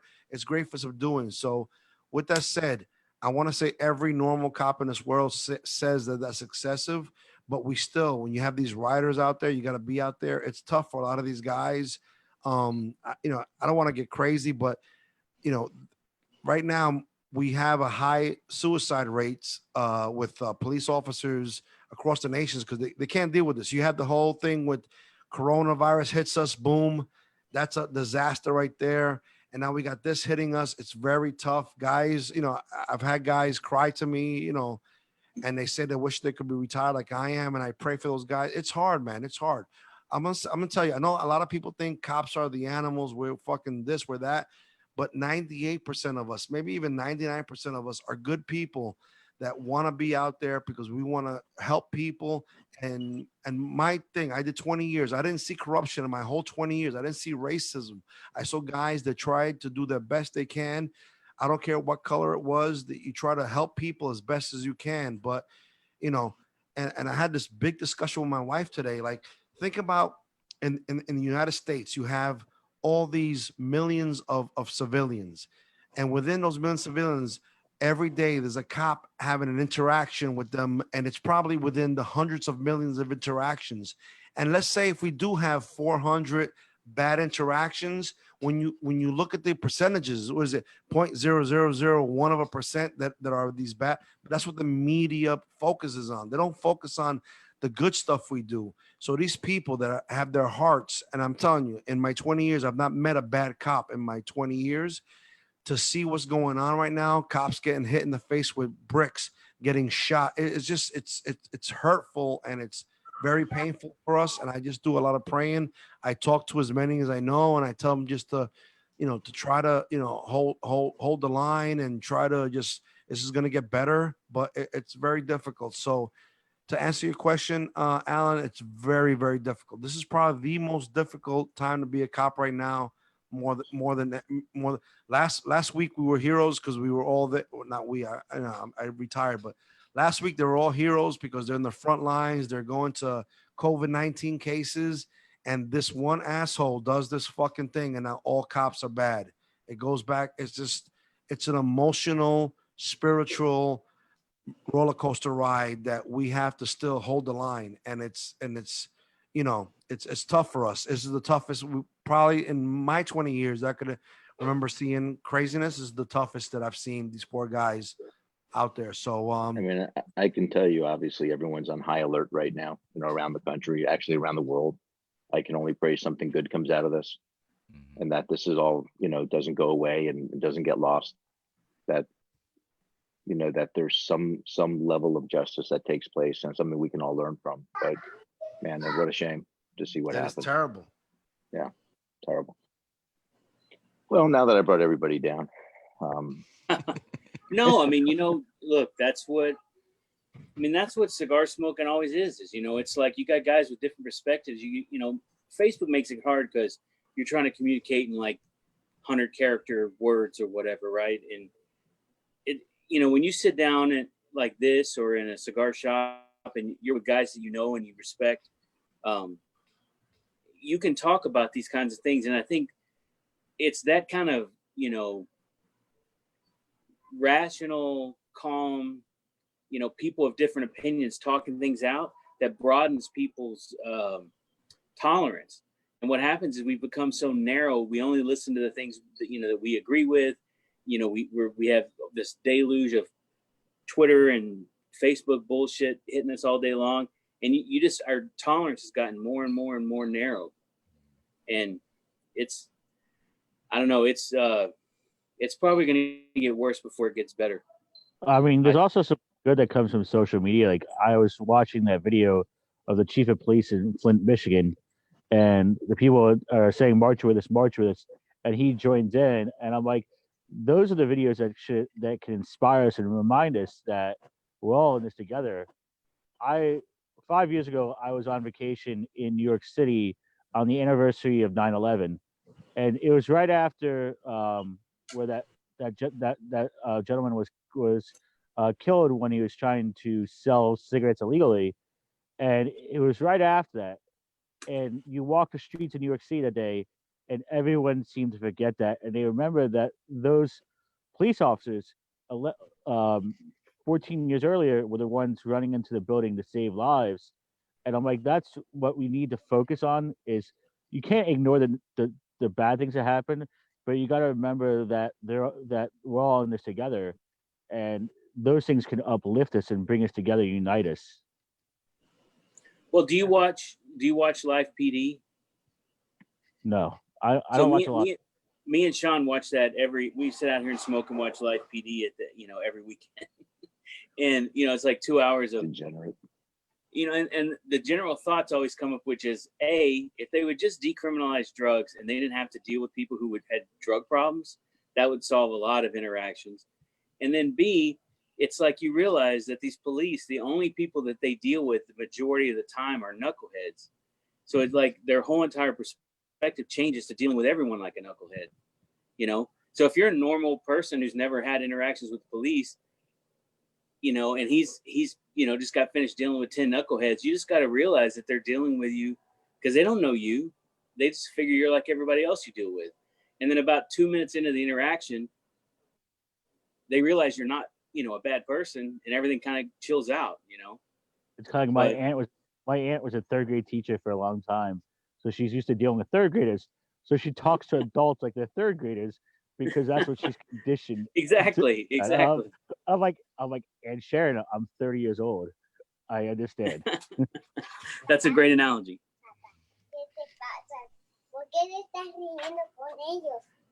Vinny? Fiorello wants to know what you guys are laughing about. SpongeBob. We're laughing about your daddy. Your dad told a great joke. Where's Coop? This is so I have a 25 and a 23-year-old who it's a different perspective, but she's like, she thinks I could do anything. Yeah. Like today I fixed a wheel on her bicycle. I'm the greatest mechanic in the world. That's great. When they're that age, Alan, they think you could do anything. Yep. Then they grow up. I'm way past that. I mean, I thought my dad had the arm of a quarterback, and then I realized when I was 10 that he throws like an old man. Well, what is it Mark Twain said is that I grew up thinking my dad was the biggest, the dumbest guy in the world, and then I don't remember the quote, but something like he grew up thinking his dad was dumb, and then he got old enough he realized he was actually dumber than he thought he was. Yeah, well. Aaron, what's going on with you, man? For me? Yeah. I'm just working. I mean, it's been different for us. We're working from home now, which is good for me because I like being independent and I like being away from other people. And it's given me a time to focus a lot on my job, but my job's getting much bigger because of this pandemic. We've had to do a lot more other things, and it's all about preparing for the future. And like, I mean, it's a lot harder to work on a laptop than work from a desktop. To be honest, it used to take me 4 hours to proof the catalog, and now it takes me 8 hours. I miss like bad hotels and gas station food. Like that's the point that this has gotten to for me. Is that like I do? I mean, I'm good for 170 hotel nights a year. I put about 75,000 miles on my car last year. Wow. And now I've been home for longer than I've been home in the last 2 years. And so it's, you know, it's really different. It's really different. I'm itching to get back to it. It's definitely a challenge. I mean, I'm an extrovert and I don't have a wife or kids, so living alone and not being able to see my friends every day is kind of difficult, and it's basically made me focus more on work. But it's challenging. I mean, I love to travel, but I don't travel a lot for my job. I work mostly from the office, and I mean, I miss going to PCA just to have a change of scenery for 1 week. Also, I love Vegas. Who doesn't? I don't like Vegas. Same. I could. Vegas is. I could take it or leave it, but yeah, you know, I do. The show's been a good experience for me. This would have been my 4th year going, and it'll be weird not to be there. I love the adrenaline that Vegas has, though. It's like I'm normally not someone who can live off 3 hours of sleep, but when I'm in Vegas, like I can like stay up 24 hours straight, and I always love big cities. I love New York City because when you walk there, you feel more alive than you do living in a suburb. I live in the suburbs because I'm an introvert. Skip, I can tell you also, I'm not a huge fan of Vegas. Like PCA show for me is like one long day. Right. Well, yeah. It's just like a rotation of in 24. It's like you fly in, you have a 24 hours that last about a month, if what it feels like, and then you leave, and you're like, what happened? I never understood how, like Oliver Hyams from our sister company at Altadis, like he's there for 10 days, and that's just too much. I mean, I've been to Vegas for 6 days, and that's a lot. And I'm like, how do you handle 10 days? He goes, by the 6th day, I'm basically dead, and the next 4 days are just a blur. It feels like one long day until you're flying home, and then you get 3 days worth of hangover hits you all at once on an airplane, and then you remember it's been 3 days, 4 days, 5. Well, I got to tell you, life here in the States is a lot easier than life in Esteli. I can. Why? Well, I mean, it's very simple in Esteli, but you know, Esteli basically is you wake up, you eat breakfast, you go to the factory, you come home for lunch, you go to the grocery store, you pick up groceries or the market to get stuff for the day, you cook dinner, you drink a little bit, you know, you work a little bit, and then you go to sleep, and then it's the same thing every single day. Here, it's like everything just comes to your house, like no matter what you want, like you know, DoorDash, any restaurant, any grocery store, Amazon Prime, anything you want, you just go, I could use one of those, and then you just plug it in. And Esteli, you have to get someone to mule it, or you know, you have to search for it, like no matter what it is. Here, it's like everything's at your fingertips. It's too like I've been between here and the office, but I literally haven't gone into a grocery store in 3 months. I haven't gone to a restaurant in 3 months. I haven't gone to a store in 3 months. Skip, you got to get out, man. Seriously. You don't know what you're missing. Well, I mean, you know, I mean, here, the one big difference is, you know, I can walk through the neighborhood with Fiorella. She has a little tricycle, and there's clean sidewalks, and there's, you know, it's a whole different world, man. It's a whole different world. Well, yeah, but you know, there's something about that simple life, kind of being down there in Central America, and the, you know, I think there's a repetitiveness, like you said. It's kind of, you just do what you do, and you go home and sleep and get up and do it again. But every day is productive. Yeah, and I think there's something to be said for that. I mean, yeah, when I'm in Esteli, I never have a minute where I go, you know, I'm bored, even though you're bored, you know, because there's work, right? But, you know, like if I get bored in Esteli, I just go to the factory and mess around there's always a project that you can sink 6 hours into, you know. But here it's like, okay, what reality TV show am I going to watch today? You know? Whenever I'm bored, I just look at my Microsoft Outlook, and that just makes me busy. Well, plus, you know, like our electricity, our internet, all that stuff is always sketchy. Right here, you know, like my internet in Esteli is, you know, 4 or 5 megs. When it most of the time it's and then it goes down to like 2 megs. So it like reminds me of like the old FTP days where it takes like an hour to download anything. And here, you know, I got a file from someone the other day that was like 150 megs or something. It took like 3 seconds to download. And I'm like, that's convenient. You don't really realize how far things have come in the last 5 or 6 years until you're not around it all the time. You know, Skip, you're a warrior for all the shit that you post on Facebook with 4 to 5 megs. No one's better than you, man.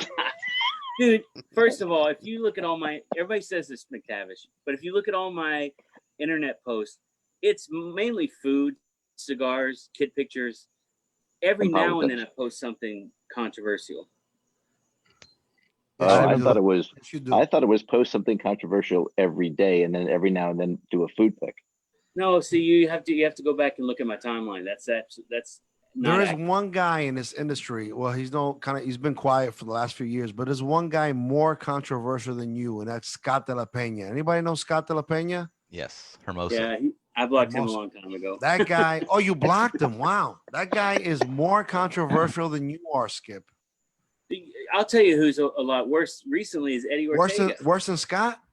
Yeah, Eddie Ortega every day now. No, come on. Eddie Ortega, I made a joke. Eddie Ortega put a post the other day about something to Biden. Biden said, if you don't vote for me, you're not black or something like that. So he posted that, and he got like 128 comments. And I posted like, this is the most attention any one of your posts have seen in 10 years. He wasn't happy with that, but it was the truth. Pops, what do we call Eddie in the office? We either call him Yeti Ortega. Yeti Ortega. Sweaty Ortega. He posted a picture of him and his Harley, and he took a rest at some random bench somewhere in Florida. I wanted to write, but I love the guy, so I don't know if he could take ball busting too much. I wanted to write, wow, you look great, but you look really old. It's been catching up to you, but I didn't write. I played a great prank on the Bradley a couple of years ago at IPCPR, because we sat down and I'd already met Alec and Alan at this point, and we sat down to meet, and Eddie was over by this coffee machine that they had in the booth. And I go to Bradley, I said, I don't know who that guy is that you have over there making coffee, but I think he might have a future in this business. You should sign him up. And Bradley took me like 100% serious. He was like, bro, that's Eddie Ortega. Like, don't you know who that is? I think my favorite Eddie story, we went to Philly and we were going to a bunch of different Philly cheesesteak places. And the first place we go to, he sticks his head in the window and he asks them if they had wheat bread. I've heard that story. I think the most controversial thing I've ever posted on Facebook since I joined the cigar industry, when I joined the cigar industry, I decided never to post anything political ever again. And that's hard for 7 years. But I posted a picture of Versailles, Cafe Versailles, and Jack Tirano and Eric Espinosa were yelling at me. They're going to Versailles saying that that's a gringo tourist. And I'm like, I am a gringo tourist. But they're like, you're from South Florida. I'm like, I'm from Coral Springs. It's not Miami.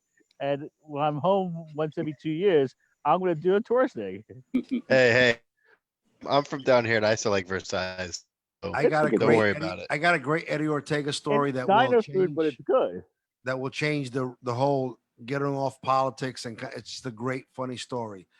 So in 2014, this is before I even had protocol. I was just like a very active consumer, and a lot of people in the industry, including the Rubins and a lot of people in here, I would help them with events and stuff like that. So 2014, Eddie Ortega asked me to help him at the IPCPR. So he got me down there to help him as just an extra hand or whatever. So what Eddie would do is the first night he would drink, he would go balls to the wall. And the next few days at the event, at the IPCPR, he'd just be normal.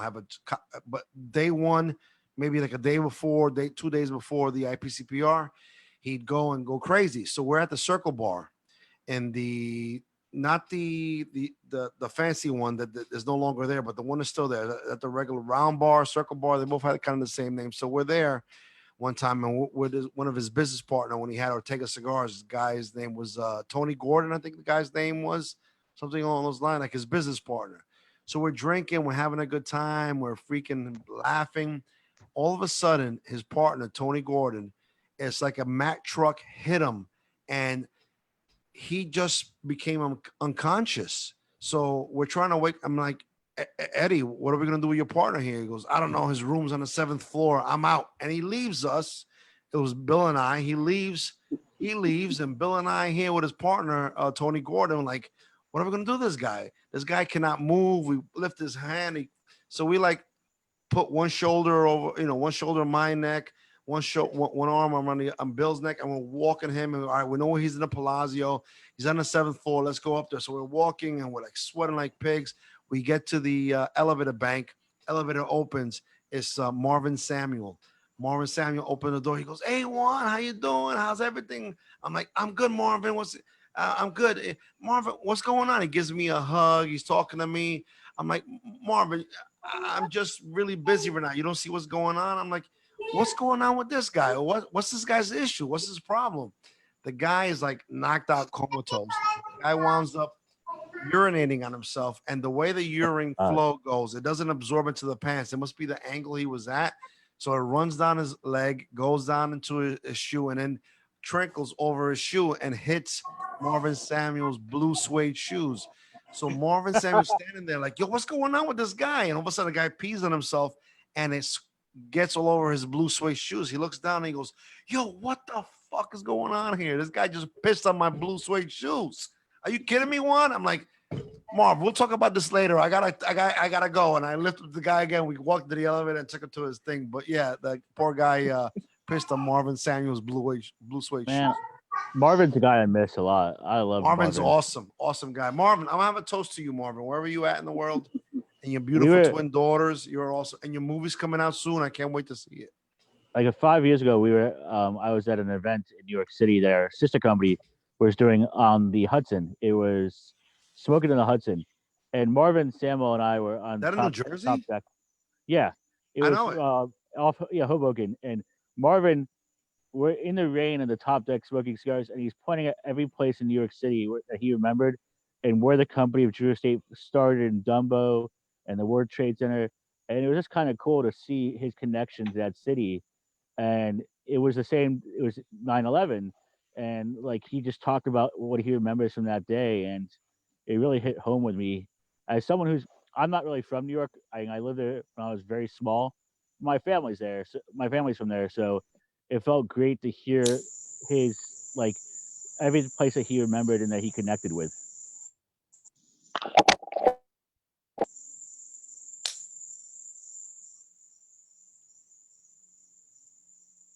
All right, guys, I think we're going to wrap this up. We were planning to go till 9, but we went a little after. So I appreciate you all joining in. Thank you, Aaron. Have a good night, Thanks everyone. for hosting. Thanks, Yep, Aaron. absolutely. Yeah, appreciate it. This was a great idea. I want to say thank you for making me part of this. This was groundbreaking. I was on here with a few of my icons, especially. And Coop pops back in. Let me look around here. My number one icon, Alan Rubin. That guy is, bro. Let me tell you something. Which one? The guy with the red shirt. I was gonna say the Jewish guy, but they're both Jewish, so I can't even say that. The guy with the red shirt. Let me tell you, this guy, bro. You don't even know the amount of love and respect I have for you, and your sons are amazing, and I will always take care of them and respect them because of the level of respect I have for you. So I know I geeked out there, but somewhat I'm in the industry, but I still feel like I'm a consumer that's being allowed to play with the cool kids. And believe me, right now, Alan Rubin is one of that guy, bro. Mad respect to you, and Alan, you already know. I've told you 1,000 times where you are in my heart. I love you.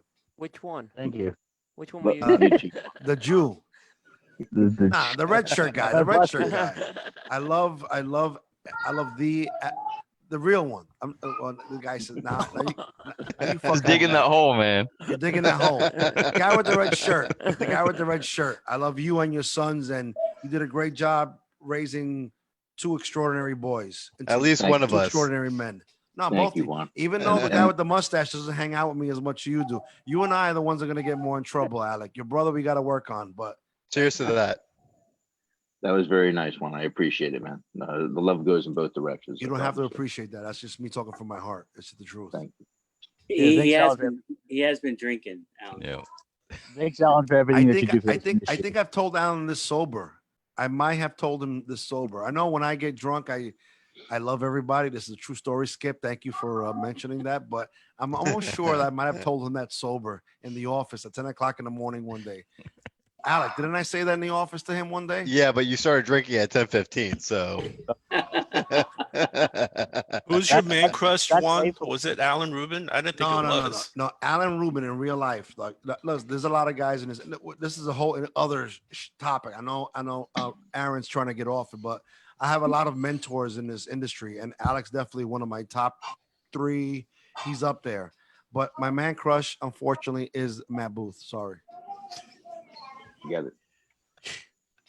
All right, so I'll end us off of Facebook, but we can chat a little. Let's continue. Let's take our clothes off and continue in the private room. After dark.